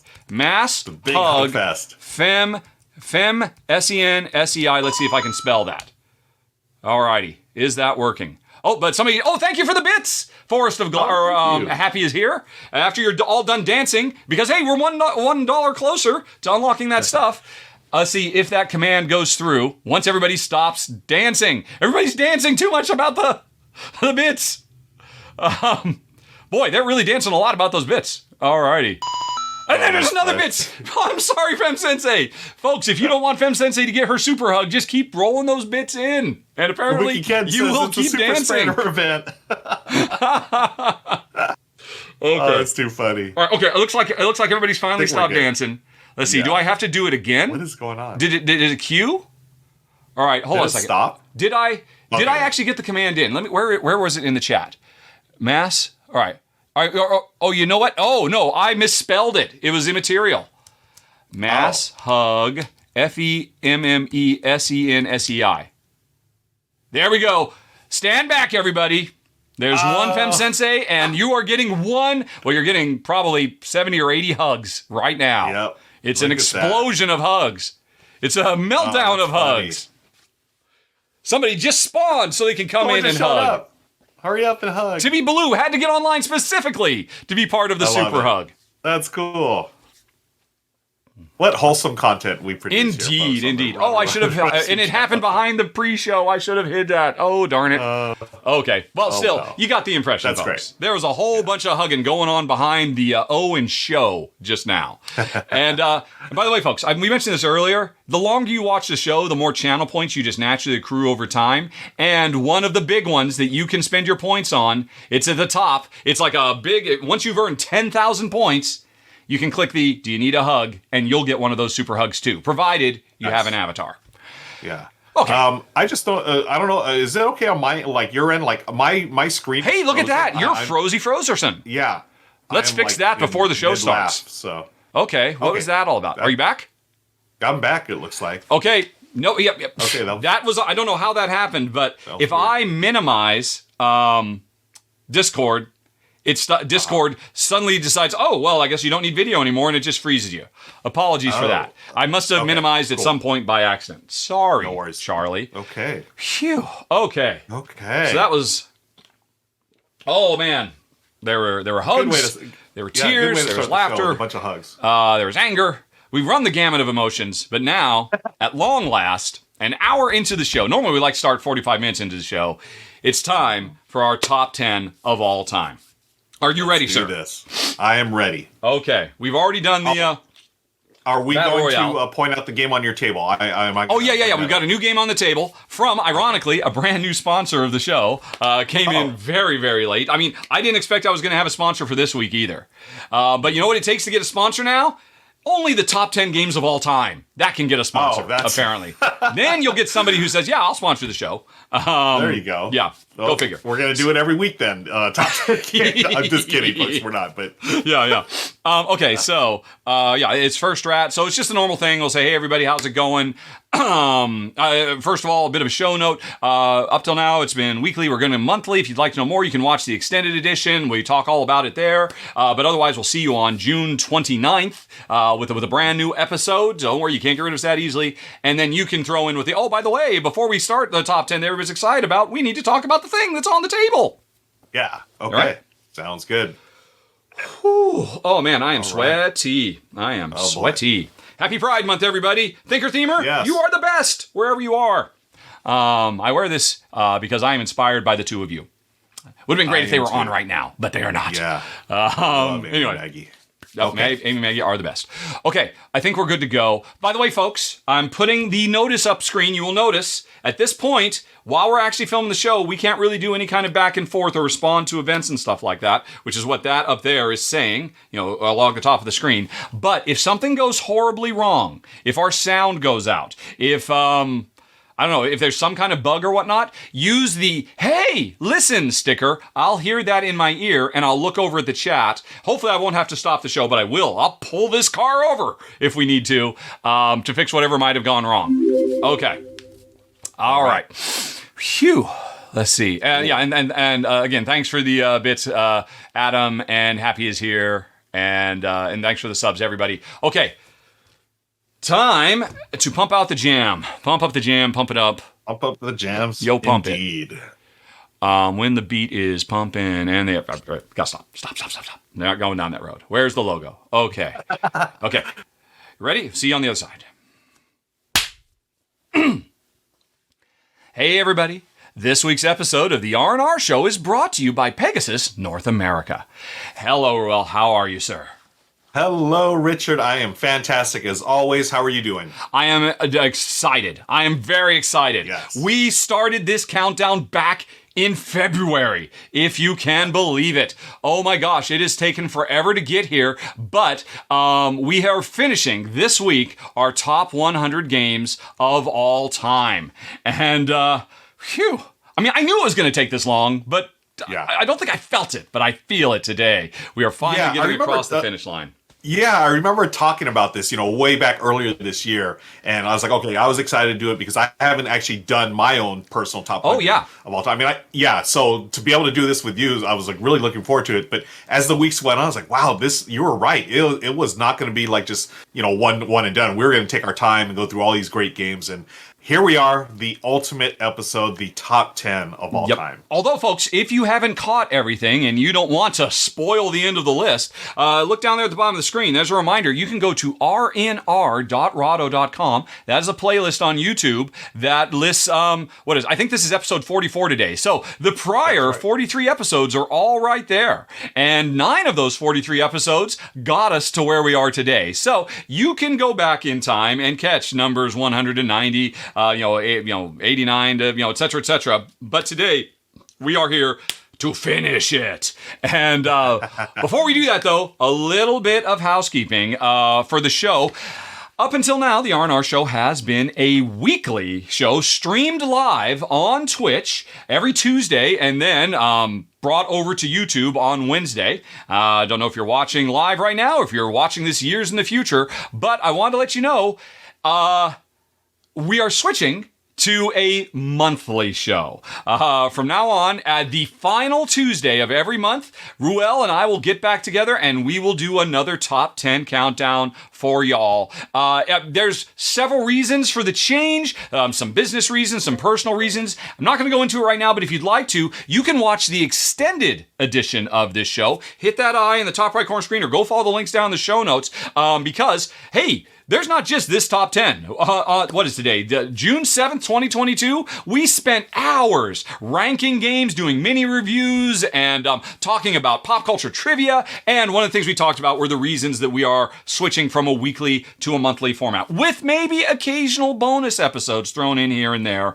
Again, go watch the extended edition, and you can get all the details about that. But I think, Ruel, we have waited long enough, have we not? We have waited long enough, so we're getting ready to do our top 10. And just a reminder, folks, go watch that extended edition. We do talk about all the reasons why we're making the change. And as I said during the show there, like, you're not getting rid of me that easily, folks. No. I'm going to be here at least once a month, maybe even more, depending on some of the reasons we talk about during the show. Exactly, but, hey, I see a game on your table, my friend. What the heck is it? I thought you'd never ask. Let's go to the overhead, which I didn't confirm isn't crashed. It hasn't crashed. Hooray! This show is off to an exemplary start. The overhead camera didn't crash. Ruel, this is First Rat, a new game from Pegasus Spiel and Pegasus North America, the sponsor of this week's episode. And I don't know, have you tried this yet? Are you familiar with this game? I am familiar with it. I haven't tried it yet. Okay, here's the deal. Jen and I, we played it for the first time last night. And honestly, I went in thinking, oh yeah, this is just going to be a cute, lightweight kid, mostly for families, a gateway-style game. And I love the theme. It is all about junkyard rats who have decided they've got to get to the moon because the moon is made of cheese. And so they're going to use old busted-up calculators, vinegar bottles, green pea cans, whatever they can, to build a rocket to be the first ratstronauts into space. And you will actually pull it off. Somehow they actually do it. And I thought, oh, that's just going to be a cute, fun game. Hey, honey, let's play this, the night before we're filming live, because it'll be a nice light thing. And no, it's not. Oh, my gosh.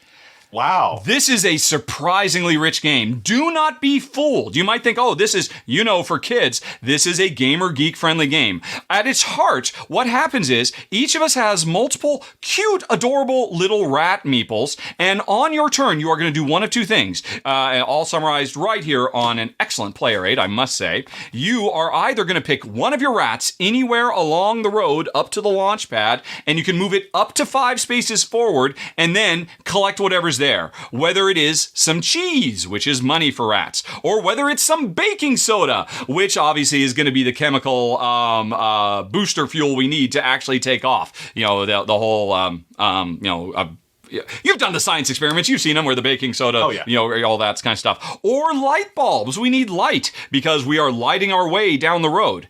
So you can either pick one of your rats and you have multiples, Moon 5, or you can do multiple rats. They can only move up to 3 spaces. And the trick is the puzzle. They all have to land on the same space. So if it were my turn right now, I might say, oh, okay, I'm going to move. This is a perfect turn. This is right in the middle of our second game. We got about halfway through a second game because we loved it so much. But I said, oh, let's just stop because I'll just set it up. So my next move might be, I'm going to move 3 of my rats. I've got 2 here at the starting. I've got this one. And if I'm moving 3, they can only move up to 3 3 spaces, I'll have this one go 1, 2, 3. It's going to get some cheese. Now, every other rat I move has to land on cheese as well. I'll have this one go 1, 2. And I'll have this one go 1, 2, 3, 4, 5. And didn't I just break the rules? I did not. Because this is Lola the Rat. I just described the basics of this game. The interesting puzzle of every turn you are trying to decide whether you're going to move one really far to get what you want, and the further you go down the road, and by the way, this is a modular road. Every time you play the game, you're going to get a different combination of stuff you're chasing after, and different point scoring opportunities on all the different meters as well. So there's a lot of variety here. But one of the places you can stop at are the 3 different shops where you can spend all the cheese you have accumulated to unlock cool special powers. Like, I became Lola the Rat, and Lola the Rat's power is she gets to move 2 extra spaces no matter what. On a previous turn, I had used Neil Armrat, another superpower I've got. His power is he can move however far he wants, but once he gets on the ship, his power is done. But he allowed me to really make some cool moves. There are shortcuts you can take, but you have to spend the resources to do it, and there are shops where you can go shopping. The interesting thing is if you make it to one of these shops and you don't have the cheese to buy one of these pieces of junk that gives you special powers, you can steal them, which means your rat goes all the way back down to the bottom and starts again. And you might think, oh no, that's terrible. Is it worth it to get a power but then lose all that progress? Yes, it is, because I mentioned one of the things you can do is you can light up the road. You can see at this point, I've lit up this much of the road. That means every time my rat stops on any one of these lit spaces for me, I get more resources than normal. So this turn, I got 1, 2, 3, 4, 5, 6, 7 cheese. And that's huge, because the other thing you can do at the end of your turn, after you've harvested and maybe interacted with the board and doing all kinds of stuff, you can commit your resources. If you've got enough equipment, you can start building the rocket. If you've got enough cheese, you can spend it to outfit the rocket, because those ratronauts are going to need the cheese. And that's how you score points, by working on, there's 1, 2, 3, 4, 5, 6, 7, 8 different objectives you are chasing after. And again, they're variable points every time you play. And then if all that weren't enough, I didn't mention, hey, you can also just go get apple cores. Rats love to eat apple cores. They spend the cheese, they eat the apple cores. And whenever you grab those, you move on this cool little rondelle where everybody has this marker. You always go clockwise, but if I had done a move that earned me 5 steps on here, I might go 1, 2, 3, 4, and then I'd have a choice. I can come here for 5 and get a bonus, another special power, or I could keep going this way so that when I come up here, I could unlock another rat. Or I could keep going even farther and score points. So, again, This looks... do not be fooled, folks. This looks like, for kids, a sweet, unassuming, charming little gateway game. And don't get me wrong, I think this is maybe a Gateway Plus game. There's more going on here than a Carcassonne or a Ticket to Ride by far. And Jen and I were both blown away. Jen, when she was like sitting for 3 or 4 minutes, okay, once you've got 3 rats on the board and you're trying to figure out which shortcuts you're going to take, and you're okay, I'm going to move multiples. Can I get them all on spots? What powers can you get? It's really impressive, and it really shouldn't come as a surprise, because one of the co-designers is Virginio Gigli. And oh my gosh, look this guy up on Board Game Geek. Some of your favorite super heavy Euros that have come out from last year, he has had a hand in developing. So I was very impressed with First Rat. Wow, yeah. I am excited about it. I just love the fact that there's a term called ratronauts. Like, that alone has got me sold on the game. And yeah, that looks fantastic. I mean, the fact that it has a rondelle, that's so neat. Oh, wow. It's got all these different mechanisms all coming together. And, I've seen other games like this. Like, there was a game a few years ago, Robin Run, which a lot of people said, oh, that's for kids. And like, no, it's one of the most clever, heavy deduction games that have come out. Just had cartoony artwork. My Farm Shop, also from Pegasus Spiel, I think is the best Machikoro-inspired, rolling dice and harvesting goods style game. Even better than Space Base, which I know is sacrilege in some areas. But again, people pass it over because they think, oh, it looks like, for kids. Do not be fooled. First Rat's got a lot going on. And both Jen and I really enjoyed it. I mentioned we were playing it late last night, and we thought, oh, this is going to be a nice, lightweight thing. And we're like, an hour and a half later, oh my gosh. This is so heavy. What are we going to do? Granted, we were tired, but very impressive game. First Rat from sponsor of the show, Pegasus North America and Pegasus Spiel. Okay. All right. Cool. Whew. Okay, we have done our due diligence. We have earned our keep. And now, folks, at long last, it is time. Do you have any final words, Ruel, before we begin the top 100 of all time finale, the top 10? Yeah, before we get going, let's talk about the secret word. Yes, let's do that, shall we? Yes. We're not done yet, because I just talked about this so much, some people might be saying, oh, that sounds good, I might like to try it. Well, you're in luck, folks. Because you're watching today, you might win a copy of this for free. Ruel, how do they win? Folks, you're going to watch the show, and one of us is going to mention the secret word, and that's the word you're keeping an eye out, the ear out for. It's Dolly, D-O-L-L-Y. Right. And why did we choose that? Watch the extended show. We give our reasons for the reason why we're picking that word, but the word is Dolly, and what you're going to do is listen for it. When one of us says it, take note of the game we're talking about at that time, and then send it in an email to contest@rahdo.com, and you'll be entered to win your very own copy of First Rat. Yes, and again, I don't think you'll be disappointed. A very, very impressive title, if I do say so myself. All right. Okay, great. Then I think, without further ado, it is time to begin the top 100. Although, of course, what did I just do, Ruel? I deleted my top 10 list. Oh, no. It's fine. It's fine. I'll just type them in as I go. Okay. There might be a few typos down below there, folks. I already had my list all set up, but I accidentally deleted it and then saved the text file. I'm not going to try and dig the history out of Dropbox right now. It'll be fine. Okay. And besides, I've got a little bit of time because we're going to start with our number 10, which I believe is your entry, correct? Yes, that is correct. So here we are, folks. We've done it. We've gone all the way from this past February to now June, and we are made it to our top 10 of our top 100 games of all time. I'm going to kick things off with our number 10. It is Terraforming Mars. Okay, and of course. This game, of course, it had to make this list. It's been hugely influential. It's still ranked highly on BGG. It came out, it's hard to believe, it came out 6 years ago. This is a game from 2016. I feel like, parts of me feel like it's still new, and parts of me still feel like it's been around forever. This is, one of the best engine building games you're going to play. It's got a huge deck of cards. And again, this was influential on games like Underwater Cities, even Wingspan, and the most recent BGG hotness, Arc Nova. Sure. They take the engine building to different levels, and I love the theme. I'm a sci-fi guy, and you're basically turning Mars into a habitable planet.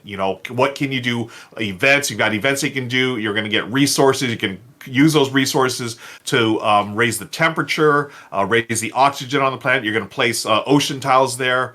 Oh my gosh. I remember when this came out, it was really tough for me to get a game of it because it was sold out everywhere. And then anytime I went to a game night or convention, every single person was playing. I could not get on the table to this. It was hard for me to get onto it. So I finally got a copy, and boy, oh boy, it lived up to the hype and then some.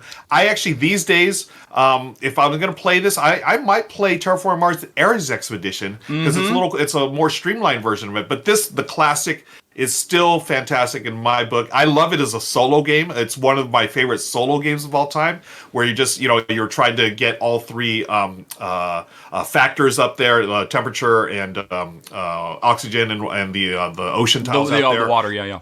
Mm-hmm. The water before a certain amount of time. I think it's like 14 rounds or whatever. But wow, this game it's an engine builder. It's brilliant. And one caveat though that I know some people have trouble with is the length of time. It's not a short game. You're not going to be here for 60 minutes and play. No, you're not. It's a full 2 hours. However, I always play it with the Prelude expansion. Yes, that is definitely worth mentioning. Folks, if you tried it out when it first came out, like I did, the Prelude expansion changes everything. Yes, it kicks in your engine right away, gets you going, and when I play the base game now, I always include Prelude because I think it's an absolute must for it, just to get the engine going faster and get into the meat of the game. So that's why it's our number 10, folks. A wonderful, wonderful game, Terraforming Mars. I'm really glad you mentioned that. Now, do you think it would have made it this high without the Prelude expansion? Or does that bump it up into this exalted list of lists? You know what? You're right. The more I think about it, yes. Without the prelude, it's probably dropping a little lower in my estimation. But with the prelude, it remains in my personal top 10 and top 5 of all time. Good choice. And man, I when this game first came out, it screamed up the charts on Board Game Geek so fast, and it's just remained there as one of the highest ranked games of all time. And it comes in at number 10. An excellent choice, Terraforming Mars.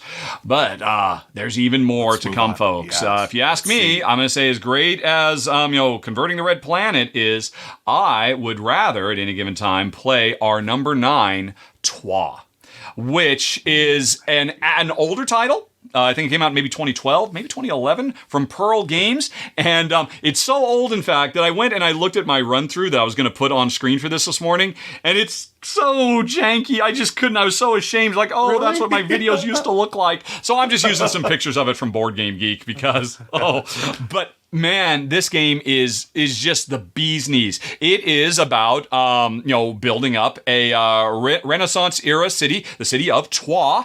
Although, folks, if you're listening instead of watching, because some people will check this out on the Rahdo Talks Through podcast, it's spelled Troys. Or Troyes, but it's pronounced Troyes. And it is, what would you call it? It's, I guess, a dice drafting game at its heart, which is one of my favorite mechanisms of all time. And the trick of it is we are all civic leaders of this city. Every round, there are new external problems that are putting pressure on everybody. Plagues, raiders, high taxes, whatever it might be, all kinds of problems. And the first thing we do every round is, after we've rolled our dice and we're thinking about how am I going to spend these dice to activate all these different buildings or build new buildings or, have the people of the town achieve different goals for me, well, you might have to sacrifice some of those dice to fight off the problems. That right off the bat puts so much communal pressure on everybody every round, because if you don't fight those off, they just stick around, round after round, and keep putting more and more pressure. And there are a lot of points to be had for being the player who actually solves those problems for the city. But that's just the beginning of every round. The true beating heart of this game is, hey, everybody's got a handful of cards based on what they've invested in the city, whether they've invested in civic infrastructure or economic stuff. So you have different colored dice. And I take my dice, I roll them, I put in front of me. And now here's the important thing, folks. Those are not your dice. Those are potentially your dice, but this is a dice drafting game and any die can be grabbed by anybody. So if I see you rolled the perfect red 6 that I am so desperate for and I couldn't roll it, hey, no problem. I'll just give you a coin or two and grab a couple of your dice and add them to my own so I can do a really big super action. And this game, it's got engine building elements. It's got, you can work on the chapel, you can invest in infrastructure, you can fight there's so many different things you can do, but it's all driven by this very interactive dice draft.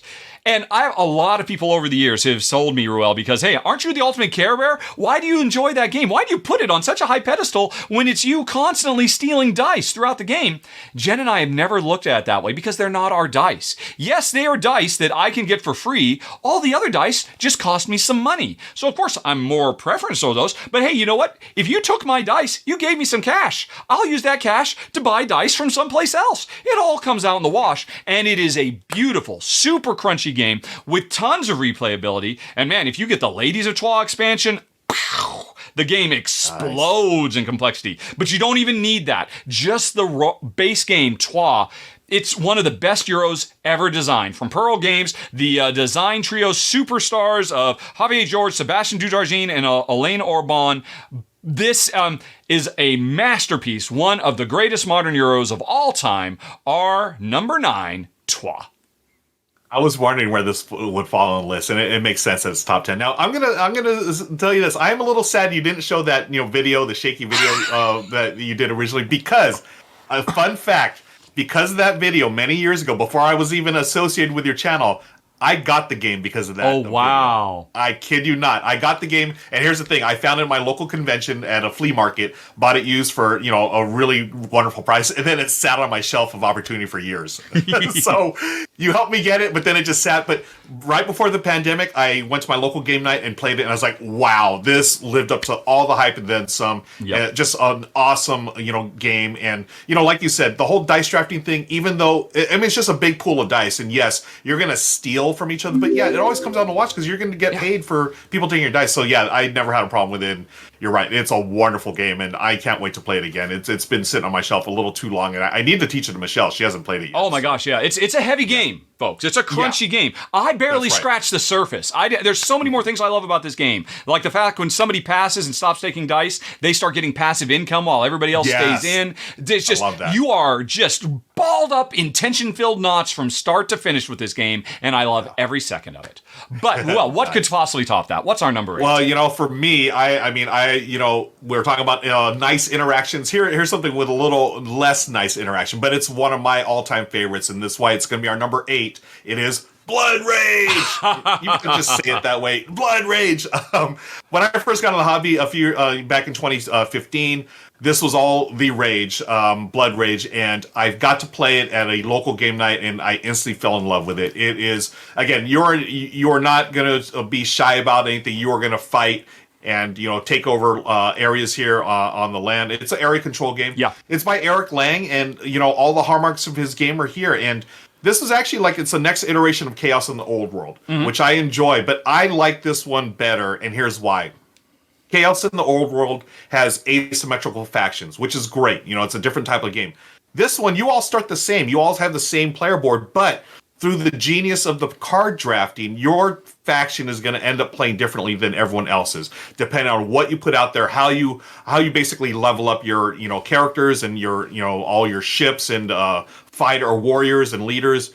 Oh, I love it so much, and it uses card drafting in a way that it's really simple to learn, but then you're going to really dive deep into the strategy as you start to learn these cards. So you're going to get better as you play this game. I recall it's Seven Wonders card drafting, right? The whole, exactly, I got a hand, I'm going to keep one and hand the rest to my neighbor kind of thing. And the rest of the other, yeah. So there's always that tension, especially at the start of the round, that first tension, like that first draft.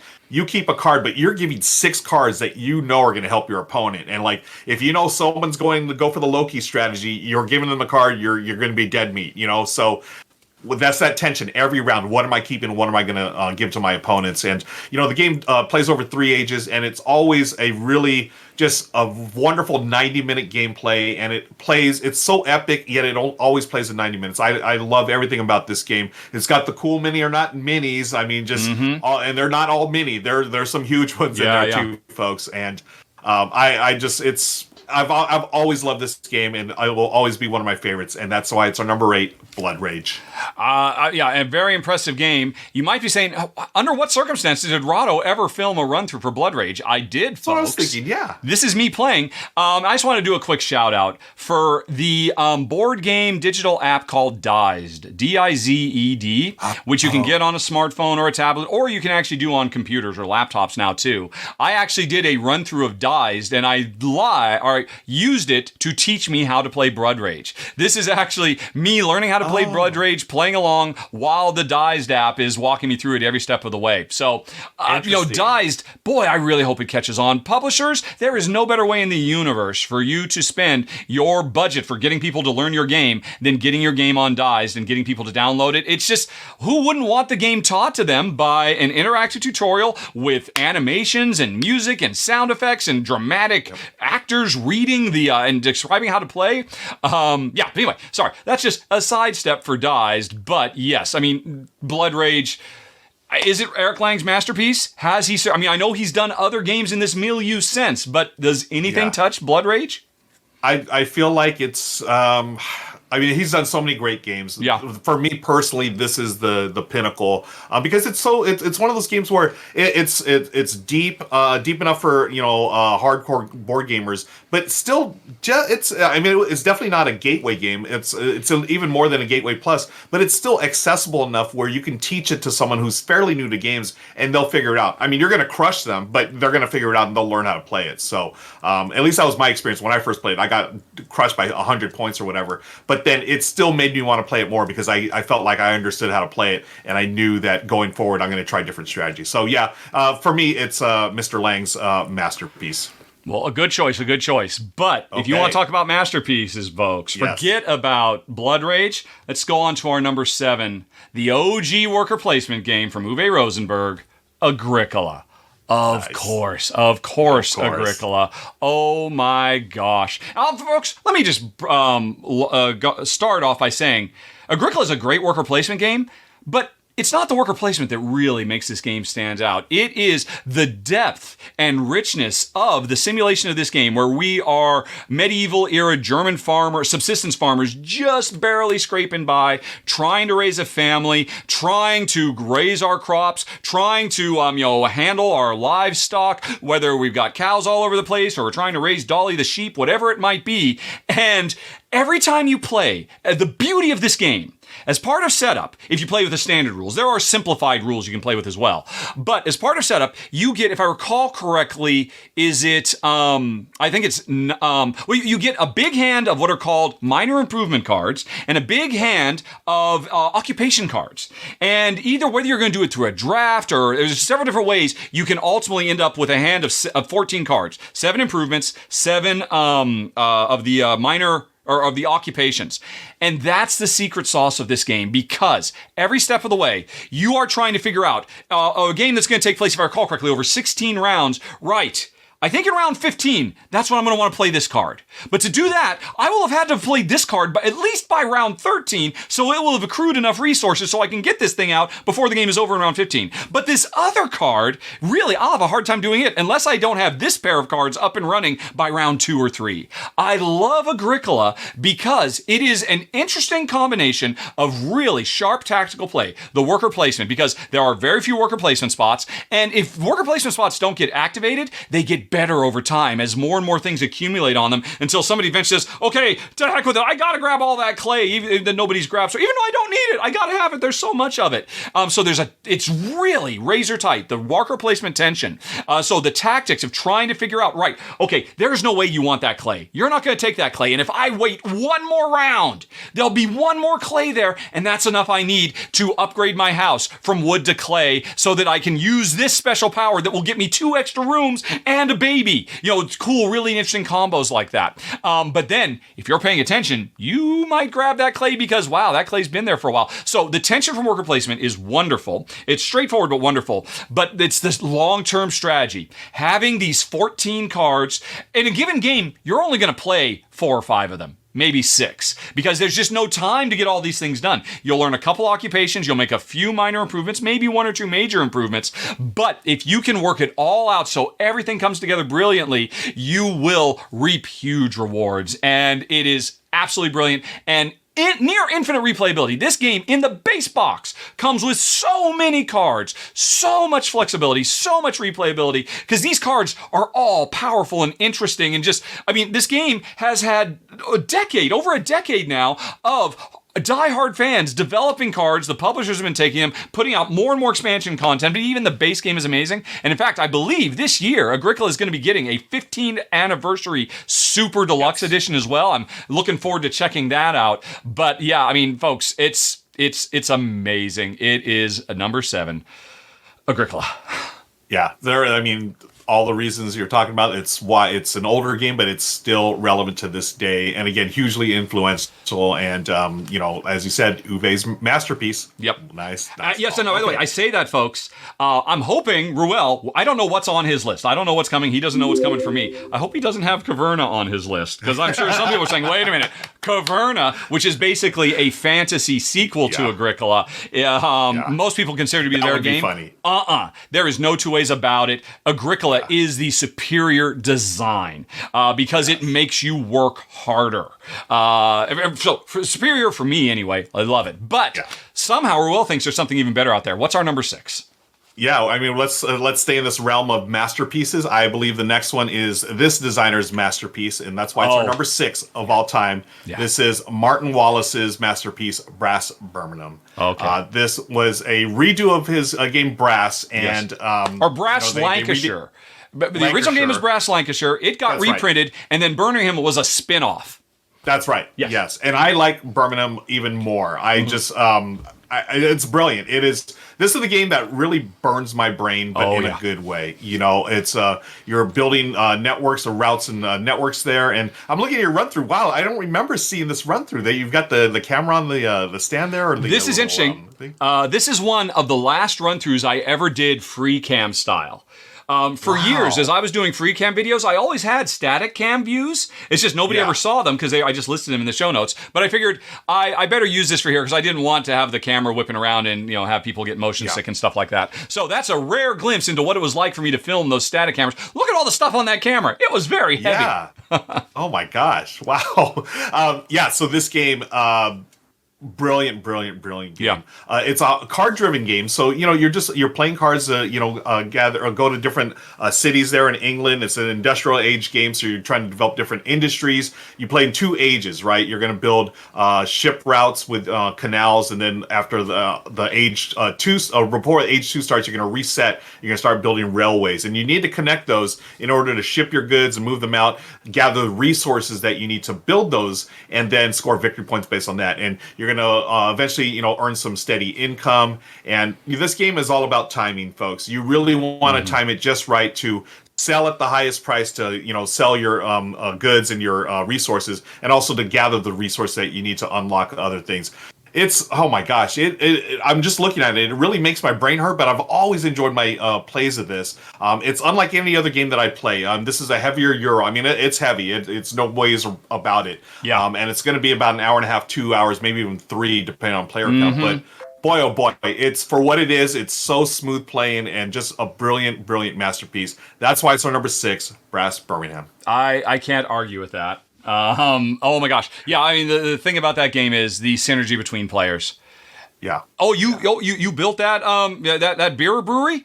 Thanks. I'm going to go ahead and take all that beer. I needed to, keep my workers happy. And you're like, yes, excellent. That's why I built it.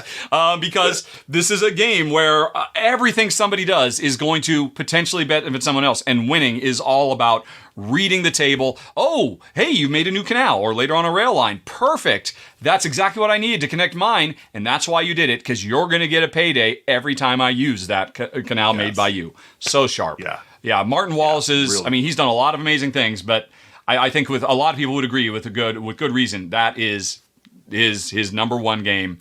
Definitely. Cool. Yeah. So and good. yet, there's something better. Somehow, right.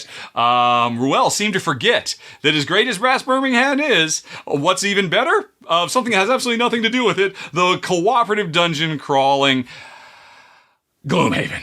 Oh, yeah. Gloomhaven is so good. So very good. And first of all, I should say, I don't have Gloomhaven on screen right now. This is the sequel, Jaws of the Lion. It was just a nicer looking video. My Gloomhaven videos are really old and they were filmed with prototype parts. So I figured, okay, I'll just show Jaws of the Lion, which is the sequel. But whether you play Jaws of the Lion or the original Gloomhaven or the hopefully soon to be released this year, Frosthaven, the big super sequel everybody's waiting for, this dungeon delving will never get any better than this as far as I'm concerned. I mentioned earlier how Terraforming Mars rocketed up the charts when it came out all those years ago. Oh, yeah. So did Gloomhaven, and Gloomhaven, I believe, is still sitting in the number 1 spot on Board Game Geek. So amongst hardcore board game fans, everyone agrees this is the king of the crop. But why? What makes this stand out? Because there's dozens, hundreds of dungeon crawl board games out there. This game, well, first of all, it's cooperative, but that's not what makes it special. What makes it special is the truly simple core idea that drives everything. While we are a group of mercenary adventurers going in, saving people, fighting monsters, whatever it is, standard fantasy stuff, our characters are driven by a hand of cards. We have our entire hand of cards for our character right at the beginning of adventure. Depending on the character, you might have 8 cards, you might have 13 cards, but you don't have very many. And these cards represent everything you can do. And the brilliance of these cards is each one of them is a multi-use card that can do 4 different things. They have 2 tops and 2 bottoms. And every round, every player is going to pick 2 cards from their hand to play. One of which they'll do an option from the top of one card and an option from the bottom of the other card.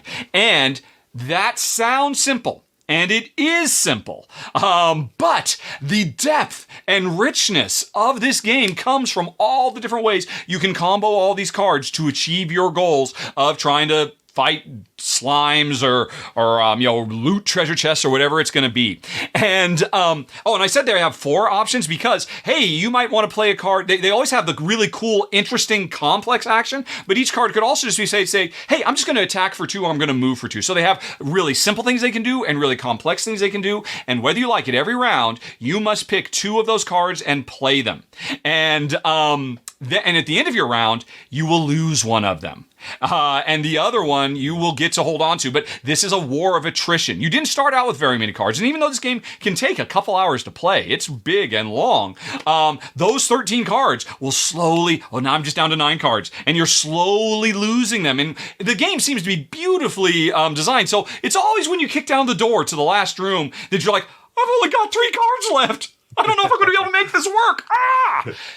But folks, I've kind of buried the lead. That's the basics of what's cool about the cards, but then there's the extra trick. We're all working cooperatively, but we're mercenaries. We don't necessarily trust each other. We've all just been hired to do this job, and we all have secret goals that we want to achieve to earn experience. While we all need to win to move forward in the game, I can't tell you that I'm secretly trying to be the player who gets the killing blow on at least X number of enemies. So sometimes it'll be real, we'll be talking about strategy before we pick our cards, and Ruel will say, well, really, you should go over and do that. And like, nope, I'm going to go kill that thing.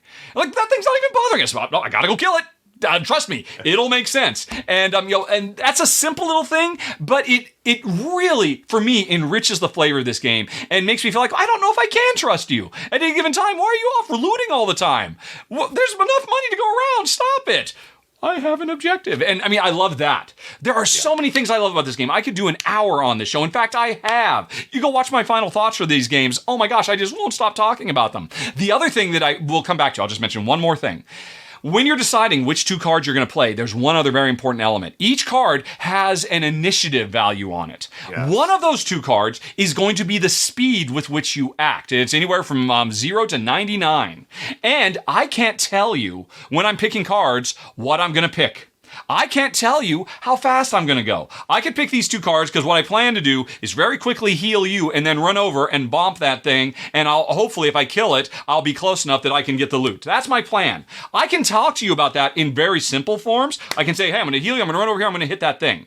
But I can't tell you, I'm going to heal you for 6 points, I'm going to be able to move 3 steps, and this was originally designed because the game is so rich and complex. They wanted the game to be able to move along quickly. They didn't want players to, spend too much time. Well, let's analyze everything. Oh, you can move 4 steps. If you could move 5 steps, well, I do have these boots. Those will let me move 6. It takes all that out. So the gameplay is much more smooth and streamlined because you're not allowed to dwell on all those little, tricky, one more or one less point, might make or break me. Tell me what you're going to do, but also tell me how fast you're going to go.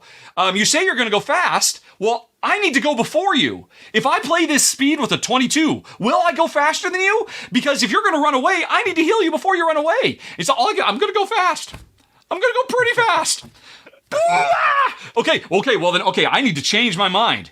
Okay, I'm going to have to play my fastest card, and I'll have to put this other thing on hold. And then we reveal, and for you, you're a slow character. Pretty fast was like a 30. I'm like, So it's an imperfect communication game that really enhances the overall feel. Although, to be fair, there are rules where you can have perfect communication if you want, and then you just have to increase the difficulty of the game because things get easier if everybody knows exactly when everybody's going to go. But, oh man, Jen and I love it to pieces. For a year, we devoted every Sunday to playing this. No matter what was going on in our lives, we were going to get together. So we've actually finished the main storyline of Gloomhaven, which is very tough for us in my line of work where I'm constantly playing new games. But Gloomhaven, we played it to pieces. It's as far as I'm concerned, the greatest dungeon crawl of all time, and it is number 5 on the list. Gloomhaven. Yeah, I'm glad you talked about that initiative system and the imperfect communication. Yes. For me, that's what made my experience with it. I've had very limited experience with Gloomhaven, but I've dropped in a couple of different campaigns with friends, and just that part of it has always stood out to me, and it's fun. And one of these days, I would love to run the whole campaign, but like you said, you have to devote the time to it. It's not something you just pick up and go. Like I want to fully experience it now. The Jaws of the Lion. How did you find that? That's a smaller, more accessible version, correct? That was the other reason I decided to show Jaws of the Lion. Even though when I say Gloomhaven, I'm talking about the entire Gloomhaven system. However you're going to play Gloomhaven, I'm talking about that. If I have at all piqued your interest, folks, if you've heard about it and this pushed you over the line, do not go out and pick up Gloomhaven. It's very big, it's very heavy, it's very expensive. It's a huge commitment. Go out and get Jaws of the Lion, which is priced very comparable to a regular board game. It comes with 25 missions, 4 unique characters, and one of the industry's best tutorials ever. Nice. An amazing tutorial that'll take you through the first few missions because Gloomhaven comes with a super thick manual. It's daunting to learn how to play this game. It is the very definition of throwing people into the deep end of the pool. But Jaws of the Lion really puts those waders on you. You're having fun in those first few missions, learning things step by step. It's so brilliantly done. And it's a relatively low-priced game, certainly compared to Gloomhaven itself, which is a ginormous box with a ginormous amount of content. Jaws of the Lion. But again, I could have said Jaws of the Lion was number 5, but for me, it's just all of Gloomhaven combined. Agreed. Yeah, nice. Yeah, you could get Jaws of the Lion like your local Target, for really, really dirt cheap. So a great choice. All right. Now, before we move to number 4, I had a tough time figuring out where I was going to put this number 4. It might have gone. I was thinking it should have gone lower, but as we put together this list, it kept going higher and higher in my estimation, and it's my favorite worker placement game of all time. It is number 4, Viticulture Essential Edition. Okay. You know what? I should have known that. Okay. I should have known that.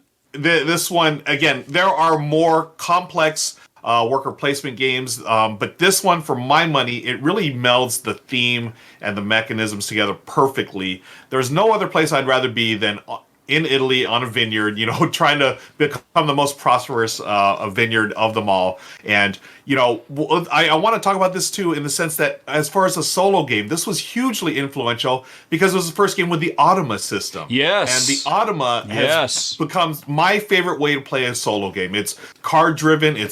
Those are very simple systems to learn, and they give you a very nice feel for the true game. As you can see there in the run through, I'm actually playing it solo there on my channel there. And what you're doing is sending out your workers in the vineyard to do different tasks to grow grapes to become wine, and you're going to get them. You're going to stomp on them, make wine, and you're going to age the grapes and wine year to year. That's round after round, and eventually fill orders. And some customers want red wine, some want white, some want champagne, and so forth.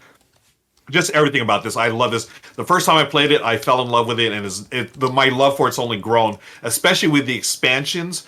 Tuscany, if you're a hardcore gamer, I think Tuscany is a must. It gets a different board, gives you more actions, more things to do. You can add in buildings and all kinds of other goodies. And recently, just this past week, they put up Viticulture World for sale, and that is the cooperative version. You can check out here on Rahdo Runs Through his run through on it. I'm also going to be running through it on my Twitch channel live real soon.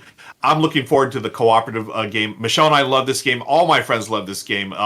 For my money, this is the perfect worker placement game that melds the worker placement mechanism and theme. I mean, you're literally sending workers out there to do the work of running a vineyard. And another, I should say, along with the Automa system, another thing this brought in was the Grande worker, which I love. This is a worker that, most worker placements games, you go on a spot, you've blocked it off from the other players. The Grande worker, it's literally a bigger meeple, what can go on those spots that have already been used, and you can use that same action. I love that because I never feel like I'm shut out of stuff. I just have to save my Grande worker for the spot that I really want. But I adore this game from start to finish, and that's why it's our number 4, Viticulture Essential Edition. Well, let me just say, you're welcome if you love the Grande that much, because I had a little bit of impact on the design of this game. I covered it when it was on story, please. Yeah, well, it's not much of a story. I covered it when it was on Kickstarter. I had some complaints about it.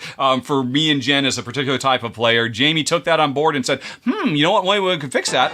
How about the Grande? The Grande used to work very differently in the pre-release edition. It was much more limited, and so things changed around a little bit, just in part because of my video. But that's neither here nor there. The game stands on its own. It's absolutely brilliant. Whichever version you get, the Essential Edition or the original edition with the Tuscany. But man, I cannot agree enough. What really elevates this game to the stratosphere is the new Viticulture World expansion, which does such a brilliant job of taking what was a brilliant competitive worker placement game and turning it into that rarest of beasts, a brilliant cooperative worker placement game.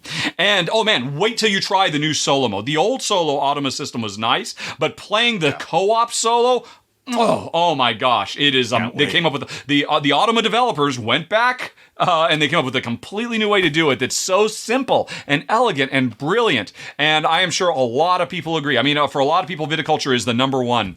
Actually, we're streaming live right now on June 7th, and somebody in the chat says, as you were leading up to it, there goes my number 4, Caverna. But then you didn't because you were leading up. Oh, what's up? But a fantastic game, totally worth it. And okay, so I think we've just gone for number 4, which is something that everybody everywhere will agree with. Yeah, maybe I wouldn't put it there, but can't blame him. Yep. It deserves it. Yep.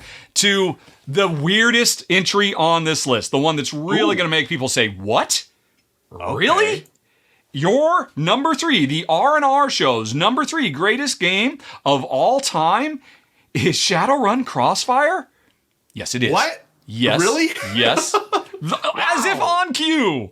The hue and cry heard around the land. What? Really? Shadowrun Crossfire? Yes. Wow. Oh my gosh, this game is as close to perfection as I have ever seen. A wonderful, fast-playing, cooperative card game set in a cyberpunk future. Although it's a really, for folks who don't know, the Shadowrun role-playing system that this is based on is actually a cyberpunk fused with fantasy. Because apparently, and I don't know, in the year 2010 or something like that, fantasy creatures started showing up in our worlds, and then 100 years later, we're in Blade Runner, but there's orcs and stuff running around. So I have to admit, the Shadowrun is always an interesting idea, but it's never really attracted me. I'm not here for that. I am here for the absolutely rock-solid, brilliant cooperative play. And one of the things that really elevates this for me and my wife, Jen, is it is at once one of the fastest-playing co-op games you will ever play. Jen and I will finish a game of this from start to finish, including setup in a half an hour. It's also one of the hardest. Most people who play this for the first few times, or and maybe for the first many times, come away saying, this game is practically impossible to win. It's totally unbeatable because every round, we are adventurers. We've just finished a heist. Everything went bad, and we're just trying to get out of town. And every single mercenary in the city of future cyberpunk Seattle, actually, is chasing us down, trying to kill us and get the bounty. And all we're trying to do is survive and just take out all the baddies who come after us. And we're doing it through a very simple deck building system. You start with a very small deck of cards. Over the course of the game, you'll buy maybe 5 or 6 cards, and but I mean, your deck had like 10, 12 cards to begin with, so there wasn't very much anyway. But every purchase you make in this game is so important because you'll see that card over and over and over again.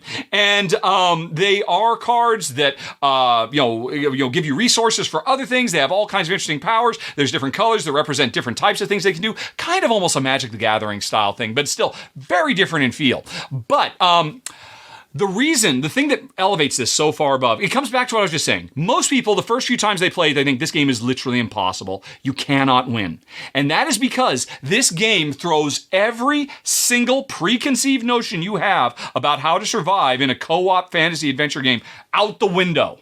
Like a really good example is, do not buy the healing cards. The Dock Wagon. Everybody sees that, oh gosh, we only have a few hit points. And every time we get hit, of course, we should use this to keep myself and my teammate alive. No. If you are playing defense, then you are losing. If you are just trying to staunch the bleeding, you will not make it out alive. This game is all about being on offense because there's one brilliant thing. You're going to go through 3 waves of bad guys. And if you can get through a wave fast enough, however, whatever it takes to do, then you will get a free extra shopping round with extra rewards and extra free healing. So everything about this game is timing your momentum, the tempo that you are fighting with. And the other thing, I did a little miniature strategy guide. If you do a search for Rahdo strategy tips, it was, I can't think of her name now.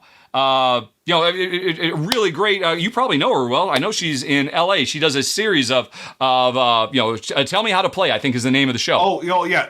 Show Me How to Win. Right? Show Me How to Win. Do a search for Rahdo. Show Me How to Win, and you'll see me with Jackie. And I'm just giving you a brief thing of what I talked about there. The other thing is, do not play all your cards.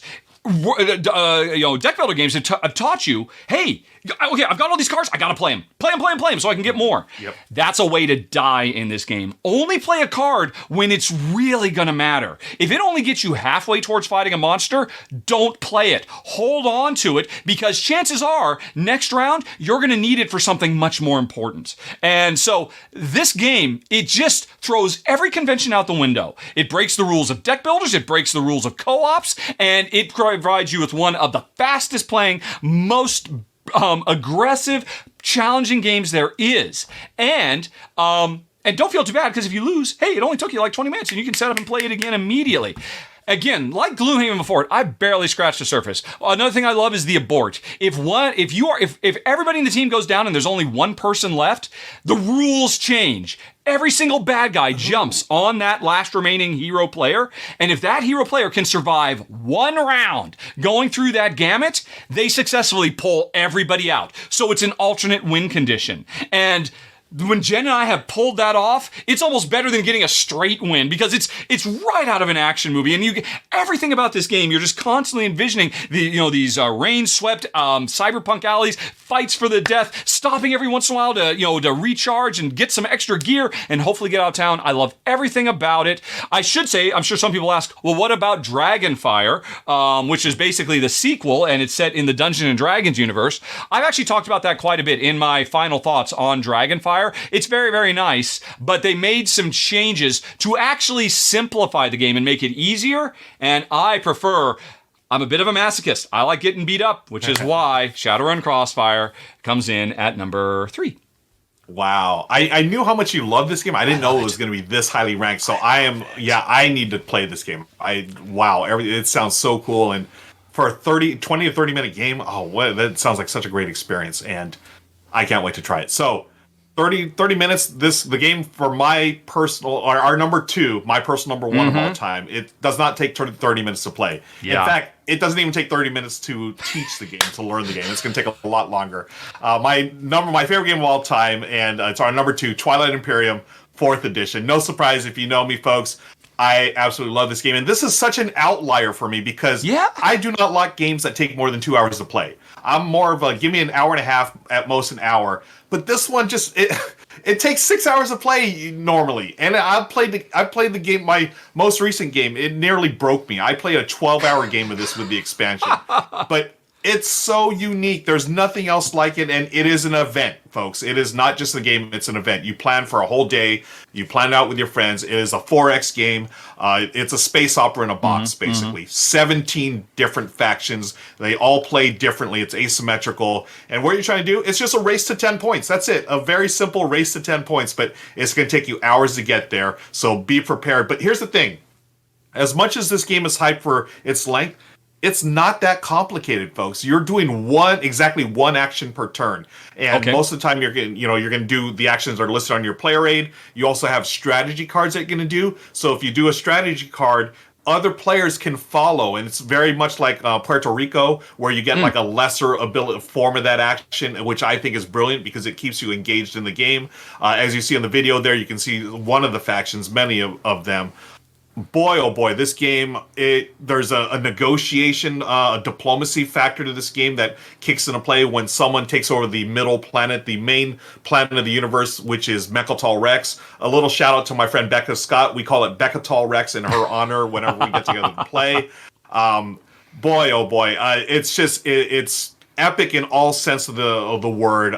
You start in your little corner of the galaxy with a few ships. You're going to eventually spread out your influence, and you are going to fight. But here's the thing: as much as this game is a 4X, you don't have to get into combat to win. Yeah. I've been in several games where players have either only gotten into one fight or no fights because there are different objectives. You have your public objectives that people all shoot for the point, but then you have secret objectives too, and you can get those throughout the game. And those range from like, hey, just have a certain number of resources that you can spend, or hey, have a certain number of influence, control different types of planets. So it's not always about conflict, but it's that threat of conflict that drives this game. And the stories of this game. Let me back up. I did this challenge before the pandemic. I wanted to play Twilight Imperium 10 times in a calendar year. And I accomplished that through, friends and, different conventions. And every single one of those games, I can tell you a little bit about every single one because they're so unique and they tell such great stories of how, hey, my space cats, the, Emirates of Hakan, we were able to rule the universe through our, awesome trade values and being able to trade with folks. In order to, I was able to, sneak away with the victory because I was able to get enough goods to do this on the final turn. There's so many stories like that. I mean, just epic battles, epic confrontations, and always inevitably someone hosing someone through a deal. Like, oh, I promise I won't attack you on this turn. But that doesn't mean I can't attack you on the next turn, that's going to happen. This is not the game for everyone, but at the same time, I feel like gamers, folks, give it a shot if you can, because it's such an event and it's so epic in scope, and everything works together, everything makes sense. It just takes a while to play, and when I mean a while, I mean all day. But it's my number one game of all time, and it's our number 2 on the R&R Show's Top 100 of all time, Twilight Imperium 4th Edition. Yeah, I do look, even though it's not my cup of tea, I do look forward. I feel like it's on my bucket list. I have to try that at some point. Yeah. Definitely. Yeah. And that's what it was. It was on my bucket list for years. And, again, thanks to Becca and Jake Michaels, director over there that she works with on Good Time Society. He invited me to a game one time, and I sat down, I played, and it lived up to all the hype and then some, and I fell in love with it. Again, it's not something I'm going to play on a regular basis, but when I do, it's an event, and it's so special, and I love it so much. Yep. Yeah, I mean, the only thing you said right up front, the video we were watching a bunch of images because I don't have a video of it on the channel. And I keep pestering Shay Parker, another contributor to the channel. Shay, it's your number 1 game of all time too. Where's my Twilight Imperium 4 run through on the channel? Well, you know where he lives. Go beat down his door. I want the two of you doing a run through of this thing so the rest of the world can get a sense for why it's our number 2. Yeah. And speaking of Shay, I do want to mention this. His channel, RTFM, he has the number 1 rules teach of that video. Yes. And that's how I learned the game. And because of Shay's video, I give that video to any new player. I say, watch this first because it's the best explanation, bar none, out there for that game. Yep. Cool. All right. Well, this is it, folks. You've been waiting since February for the number 1. And if you're at all familiar with me and my channel, you knew what it was back in February. Ruel, what's my number 1 game of all time? We have not worked this out ahead of time. I think you can probably take a fairly good educated guess. I'll take a stab at this. Is it Caverna? No. Is it Pandemic? Yes, it is Pandemic. Nice. Pandemic, top ranked game in the world, according to me. And I know it ranks incredibly high for you as well, right? It does. It's just a real quick personal note. This is the game that got me into the hobby. I bought this me too. As a birthday present to myself. Yes, and I soloed it. Michelle really wasn't into the gameplay, but I loved it, and that's what got me into the hobby. Yes. Yep. Well, I mean, I think everybody knows about Pandemic. I don't know. I really have to spend much time. First of all, let me say, when I put it in the number 1 spot, it's not just core vanilla Pandemic. Again, like I mentioned with Gloomhaven, I'm talking about the Pandemic experience because over the years, we have got so many expansions for Pandemic. Pandemic really popularized the idea of legacy gameplay with Pandemic Legacy Season 1, which was such a hugely important milestone for the history of the industry. And we've gotten all these really awesome spin-offs like Fall of Rome and Iberia and whatnot. So all those things combined, all in my head goes into the soup that is Pandemic and becomes the number 1. But what is Pandemic? Pandemic is a cooperative race against time to save the world from the spread of various virulent diseases. And of course, it's a particularly timely game in the world we live in right now. And I've talked about this in the past, that some people was like, well, isn't it kind of bad taste to talk about Pandemic? I don't think so, because the story Pandemic tells casts us in the role of true heroes. Frontline first responders, medical personnel whose only goal in life is to save lives and stop the spread of disease. To me, Pandemic has always told the story of humanity at its best in darkest times. And I think it reminds us of we owe such a huge mountain of gratitude to all these people in real life. When I play this game, I am thinking of the doctors and nurses who have helped me and my family. I am thinking of the people who are out there trying to get fresh drinking water, so that disease won't spread. All this kind of stuff, because in this game, it's actually, everything else I just set aside, an incredibly important, influential design. It might not be the first co-op game out there, but this is the one that made the industry say, oh, there's a market for co-op. And it created a blueprint that probably 80% of all successful co-op games now follow. I like to call it the Fighting Fires blueprint, because you've got a board, and every round there's going to be some randomizing feature. In this game, it's a deck of cards that will make cubes appear that you have to go out and fight. And these things will spread if left alone. They will metastasize. And so you're always having to work with your fellow players to come up with the best strategy to stay one step ahead of them. But you have to divide your time between just fighting all those fires.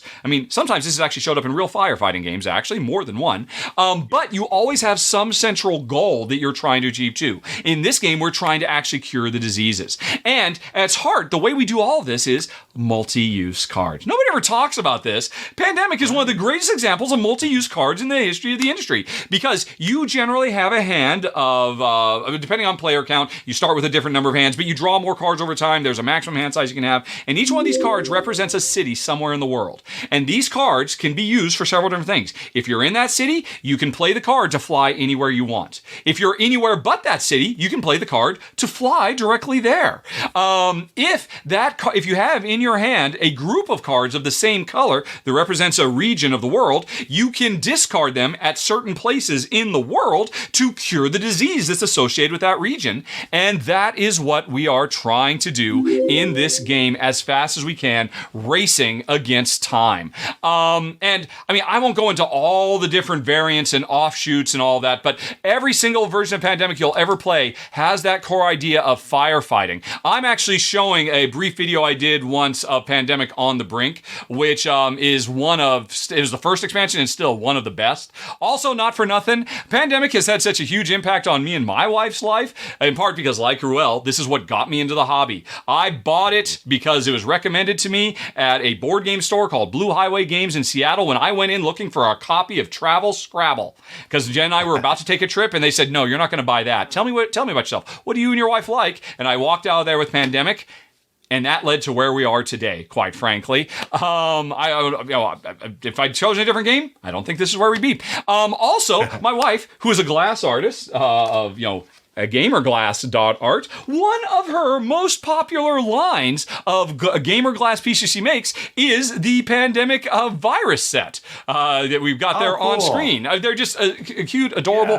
Just adds a little bit of color and flavor to the game. But, I just talked about it quite a bit, and I said I wasn't going to need to because everybody knows what Pandemic is, and yet I just spent so much time, so I'm going to stop right there. Pandemic, especially more than anything else, above all else, Pandemic Legacy Season 1 has given me and my wife, literally, in my 53 years on this planet, the best gameplay experience of anything. And I put sports, I put video games.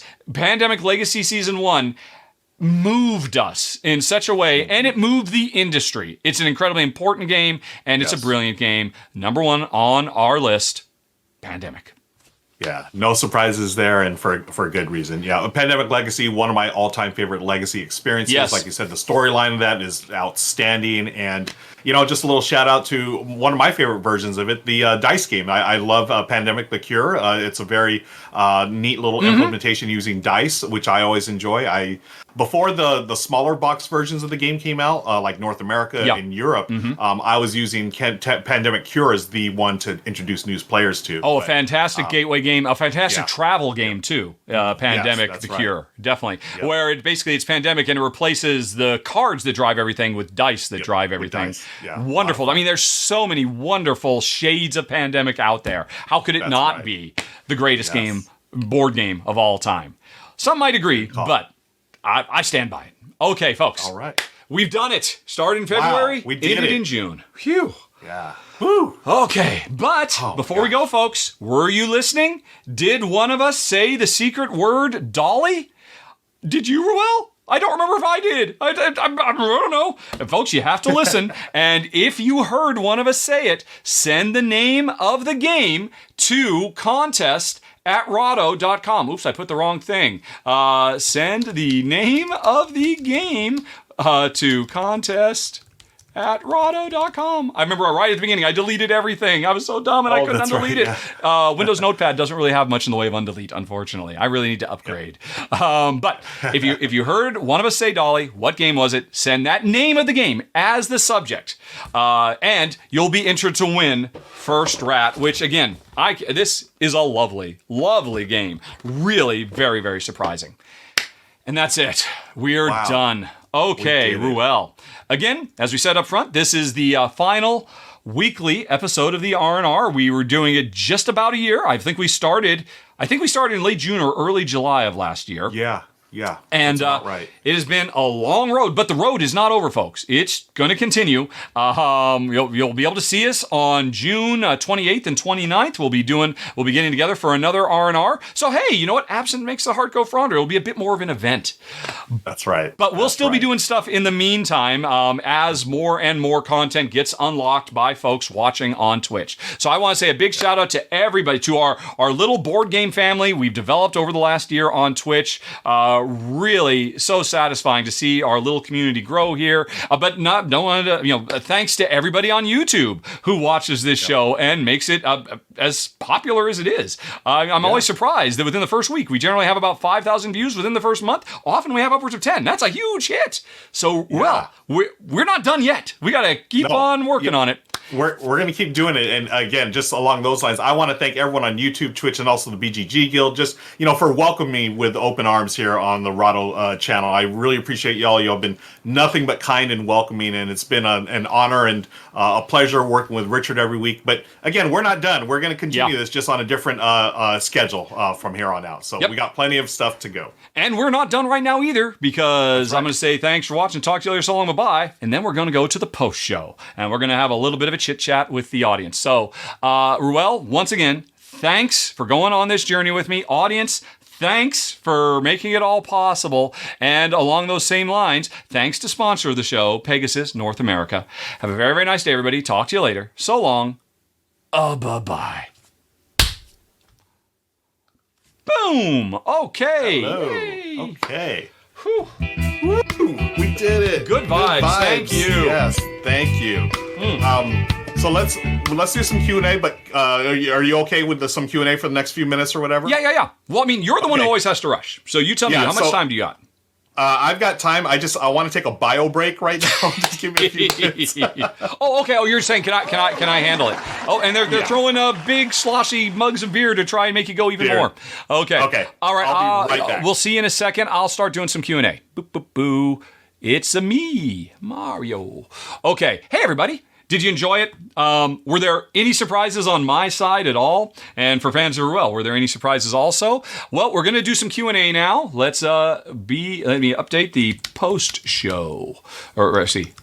The R&R post-show save, and let's see what we got. Okay, we've got a few questions. Remember, folks, if you have questions, please submit them with a question mark at the beginning of the content, or on the comment, so it goes into this queue. Let's see. Right off the bat, did folks hear the dolly? I had two ways I was going to do it, and I ultimately went with the slightly cheesy one. Maybe it's a little too obvious, but I just couldn't not do it. Although I'm sure for some people, the way I use dolly, like, what? Who? Because, of course, I'm very old and all my references are very old as well. Okay. You got a question for Ruel there, so we'll skip that one for now. Let's see. Oh, let's jump down to the end. On Pandemic, how do I feel about In the Lab, where you have to discover? I really like In the Lab a lot.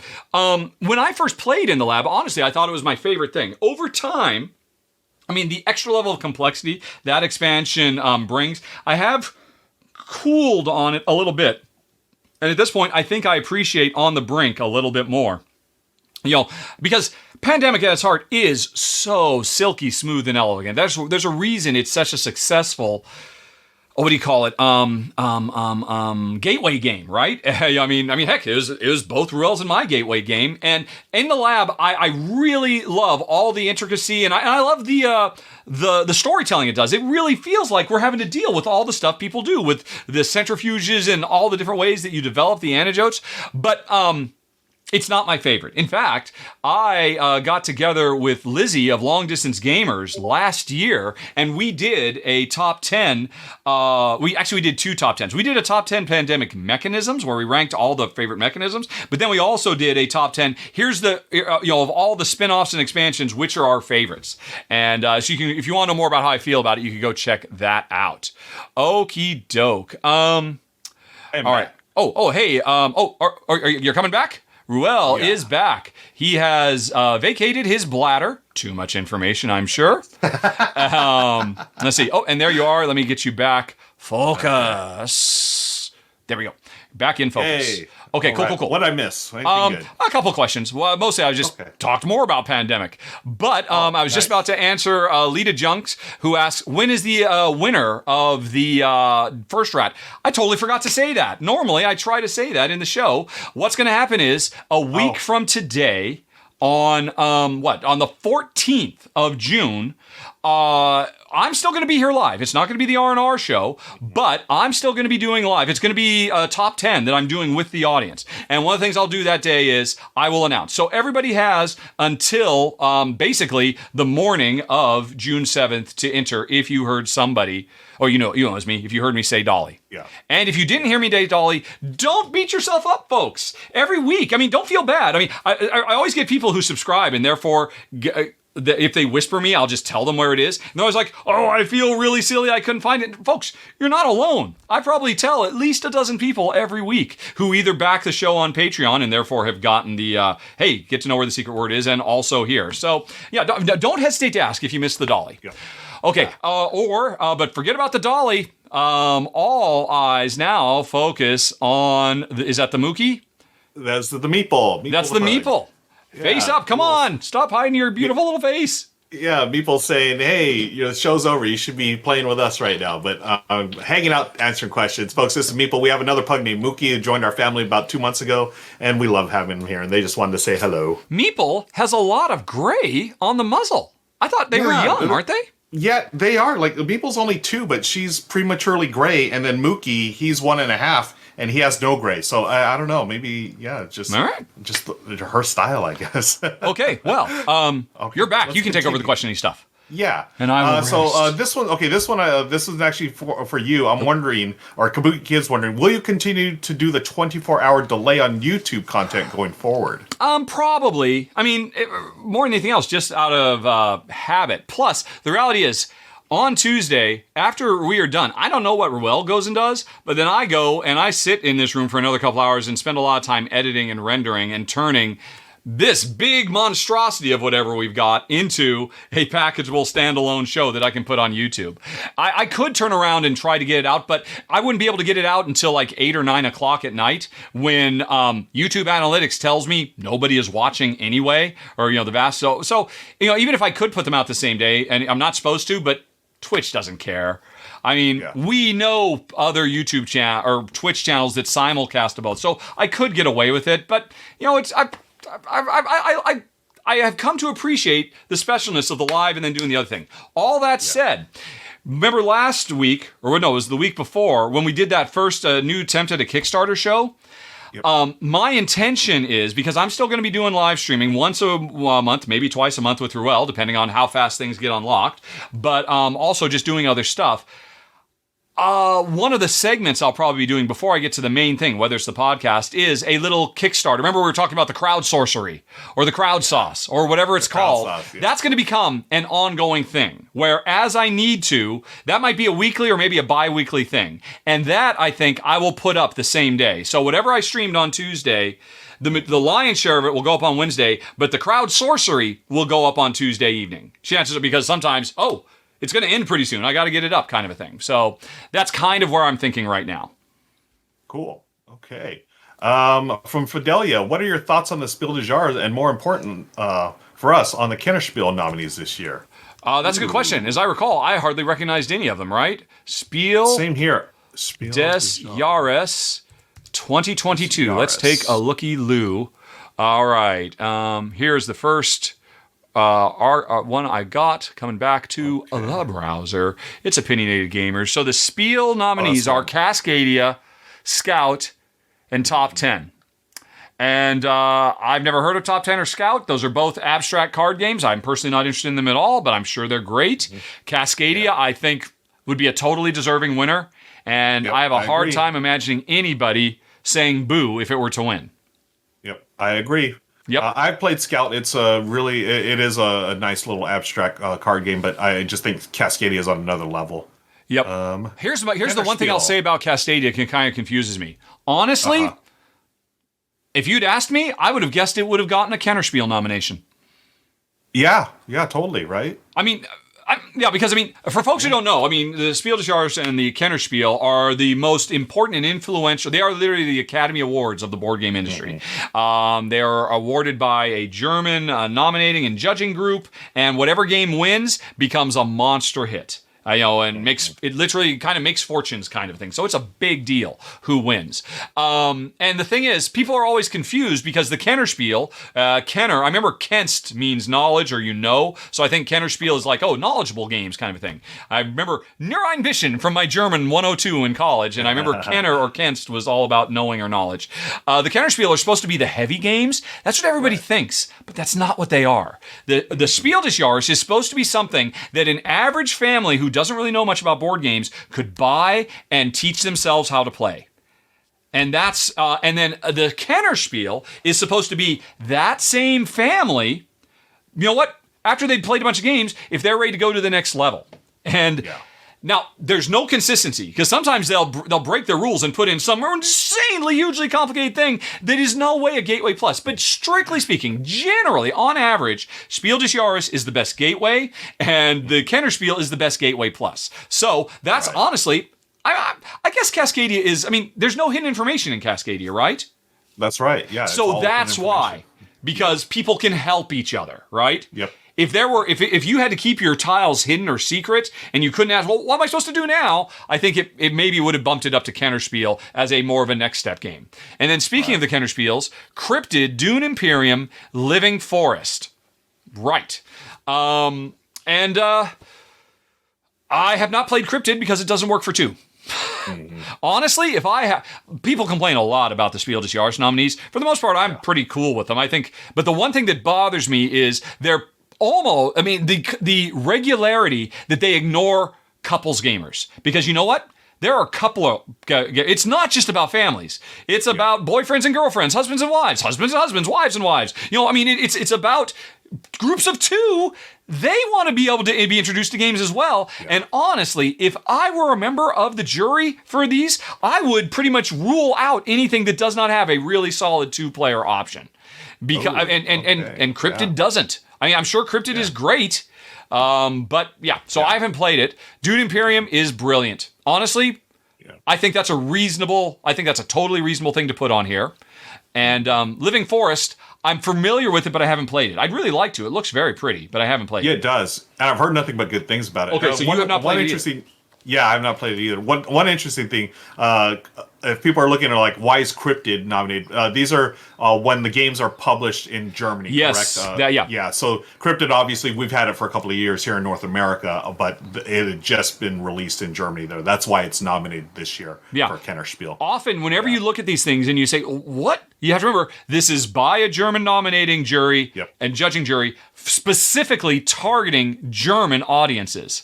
Yep. They don't care about the rest of the world. They go, hey, it's all about Germany, and so that's why often a game that, well, how could they not miss it? Oh, because it didn't come out in Germany. It won't come out, and you might hear about it 2 years later. Right. Which is the case in Cryptid. Cryptid. So you played Cryptid though, right? Yeah, Cryptid is wonderful. It's great. And again, it's not really my... I always say this. I'm not really into deduction games or whatever, but there are some that really speak to me, and I think Cryptid was one of them. It was a really well-designed game. We also have the Kinderspiel. Those are the ones for the younger gamers, right? So these I'm not familiar with. But I do see there's Quacks and Company, which is the Quacks of Quedlinburg, like the family version. Well, this is adorable. Yeah, Quacks and Company, family version of Quacks of Quedlinburg, and Auch schon clever, which is a family version of Gone schon clever. In America or elsewhere known as So Clever. So I think that's actually really cool. The two super popular games that are not necessarily great gateway games, or specifically for kids. I mean, that's really cool. Yeah. I mean, honestly, this is the first time I've been interested in any Kinderspiel entries because I'm just curious to see, well, how did you really super streamline Quacks and Gone schon clever? That's interesting. Nice. Cool. So, I mean, who do you think's going to win? Let's see. I don't know who's going to win. I'll say Quacks is going to win the Kinderspiel. Okay. The Kinderspiel, I feel like it's got to be Doom and Imperium, but I hear a lot of good things about Living Forest. I'm gonna go on a limb and say Living Forest. I bet. Living Forest, yeah. I haven't played it. I've watched videos of it. It seems really brilliant. I'd really love to give it a try. I'm not saying this because our sponsor this week happened to be Pegasus Spiel. That's a total complete coincidence that I didn't notice until just this second. That it's. Chill. Total chill. For the spiel, I've got Cascadia winning it. It was my favorite game last year, and also, folks, I am on the American Tabletop Awards. We gave that one our seal of approval, and that one won the American Tabletop Award for strategy games. So that's Cascadia. I am going to go out on a limb and say Scout is going to win it. There's a lot of buzz about Scout. Yeah, I'm going to say Cascadia is too much of a shoo-in. It's already gotten so much, and I don't know if the jury takes that into account at all. That if they, we're really going to make or break a game here. Cascadia is doing okay. I don't think they need that much more love. Maybe we should help out Oink or Cocktail Games, and I've heard Scout is amazeballs. Yeah, cool. And it must be. And I'm sure Top 10 is amazeballs too. Yeah. All right. Thank you for the question, folks. Real quick, I got Bing asked, Ruel's Terraforming Mars still a buy, or is it being replaced by Ares or Arc Nova? You started to talk about that.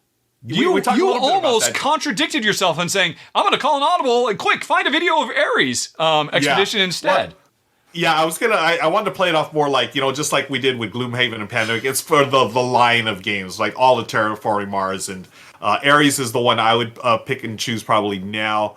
But Arc Nova, we didn't get to it, but that is rocketing up my personal top 100. It did make mine. I don't know where I have it yet, but yeah, Arc Nova's wonderful. Yep, I did call an audible, I think, in the second episode of this, and I slipped Arc Nova in. That's right. Because I had played it in time to do that. Oh, hey, speaking of, hey, you know what?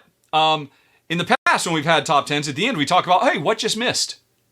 And I think it'd be interesting. I mean, so Arc Nova, do you think would have made it into your list now, right? Oh, what's happening? Are you gone? Am I gone? Folks, what's happening?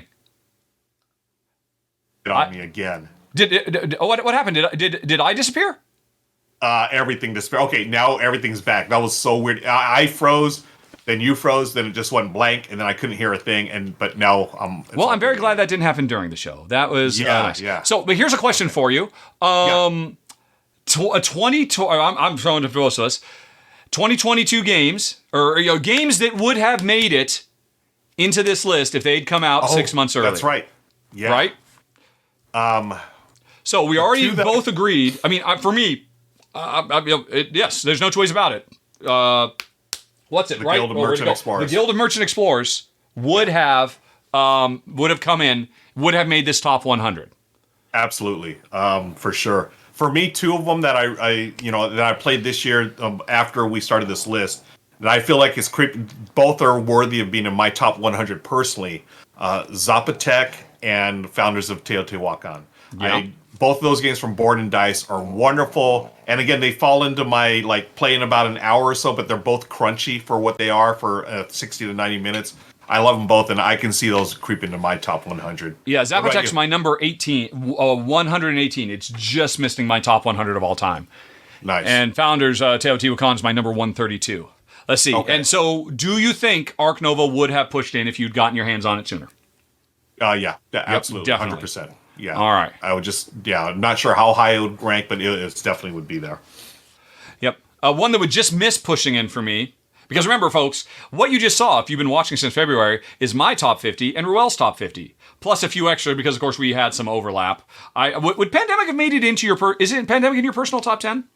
Oh, yeah. Yeah. I forget where it was. Maybe not top 10, maybe top 20, but Okay. it was definitely on my list. Yeah, I'll have to go back and check. Yep.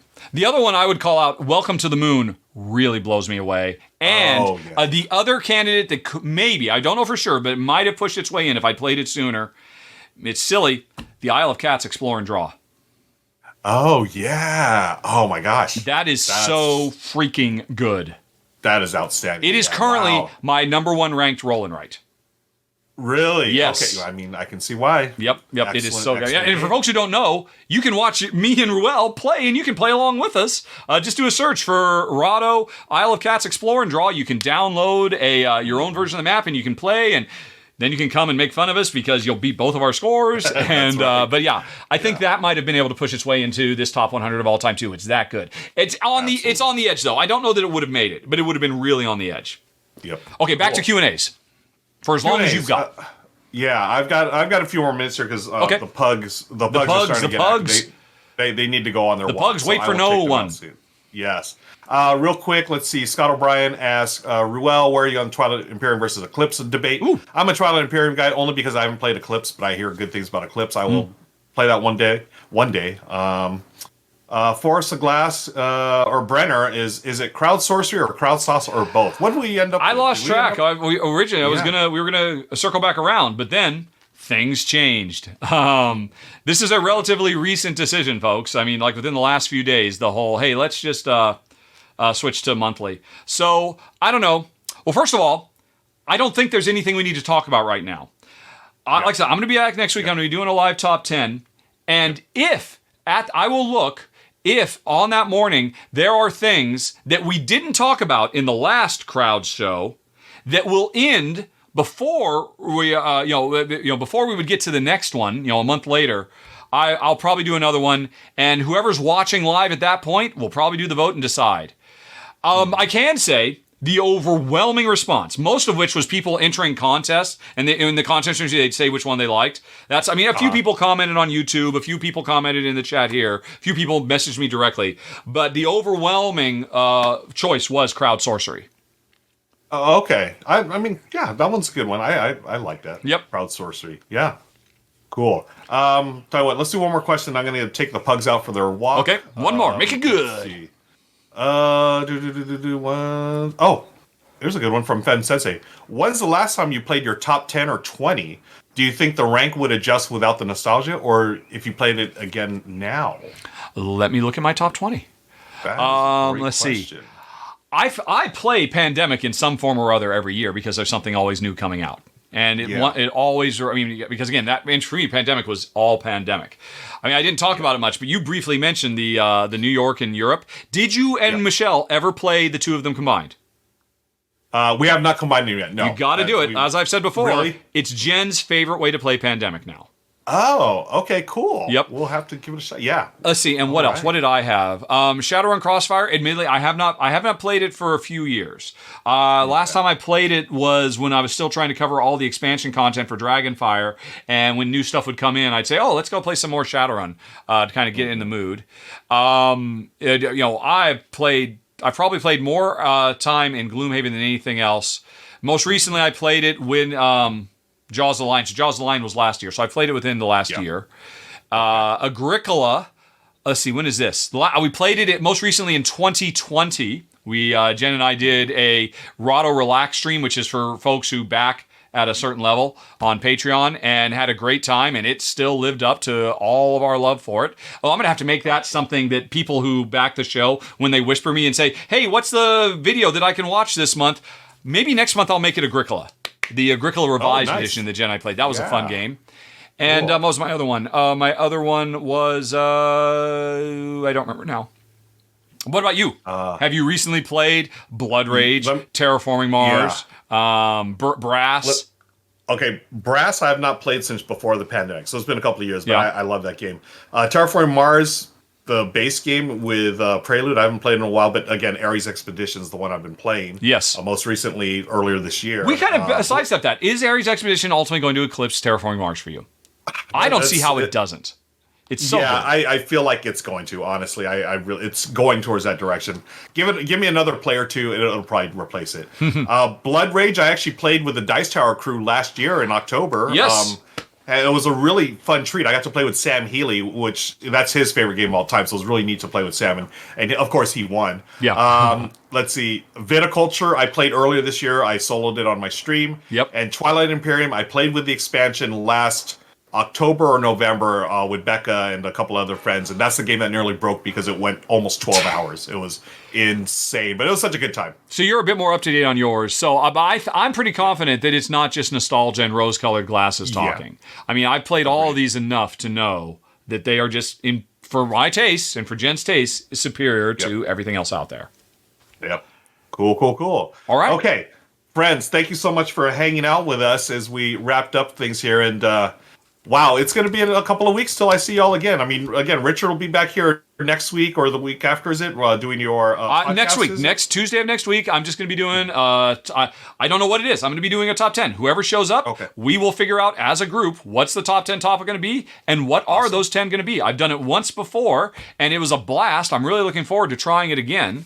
So definitely show up next week, and we'll see how that goes. The week after that, I'll be doing my podcast recording, because every month Jen and I record a podcast, and the game half of it I do by myself, and so I'll be streaming that in 2 weeks. And we'll see how that goes. The week after, and then in 3 weeks, you'll be back, and we'll be doing this again. Yes, that's right. So cool. All right, folks. So I'll be gone for a little while, but you can find me on my Twitch channel at yes, Ruel please Gavule. do. I stream all the time. You can find me on the socials at Ruel Gavule on Twitter and stuff. But Scott O'Brien, real quick, he says, Ruel, are you still doing your weekly evenings? Yes, I am. The schedule's been changing, Scott, and everyone. I've been doing some morning streams, at least here on the West Coast. I've been going at 8 a.m., 9 a.m. sometimes just to change it up. Also because Michelle, she's in crunch time with her job. It's the end of the school year, so she's not able to stream with me at night. So I've just been going in the morning, and then, we got 2 pugs to take care of too, so they've been taking up a lot of our time. So, thanks. Feel free to join me at my Twitch channel.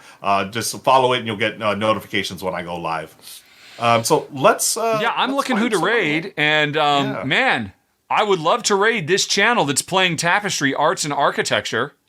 Ooh, but it's auf Deutsch. Literally, Deutsch. Almost 2/3 of all the channels are Spanish, German, Italian. Wow. I guess nobody's streaming on a Tuesday afternoon, but the losers are, and they're playing Hive, and Hive is always is lovely. Yeah. Okay. Someone is playing. Oh, it's an Italian. Yep. Exactly. That's the problem. Wow. Okay. So I think. Oh no, he was playing Hive. Now he's playing Potion Explosion. Okay. Oh, okay. That's nice. It's always a good game. Everybody, go tell them they're not losers, but they're total paloozas, right? Okay. Nice. Let me hit the button. We will accrue, and you will get to enjoy some Nina if you actually make it through the raid. That is the reason to do it, so you can have that stuck in your head for the rest of the week. It's stuck in my head now. Thanks, folks. Yep. I'll be reading the chats later and see what everybody had to say. Thank you, Brenner, for the applause. It's awesome. And I'll see you soon, Ruel. All righty. All right. Take care, Bye-bye. Raid! Bye-bye. Raid! Go away. Come again another day. And raid. Okay. And it looks like I have been successful. Okay, then. Okay. All right. We'll figure out what's next later, because now we're still streaming, but we're going to stop. Bye, everybody. All right. Bye. Bye. Bye.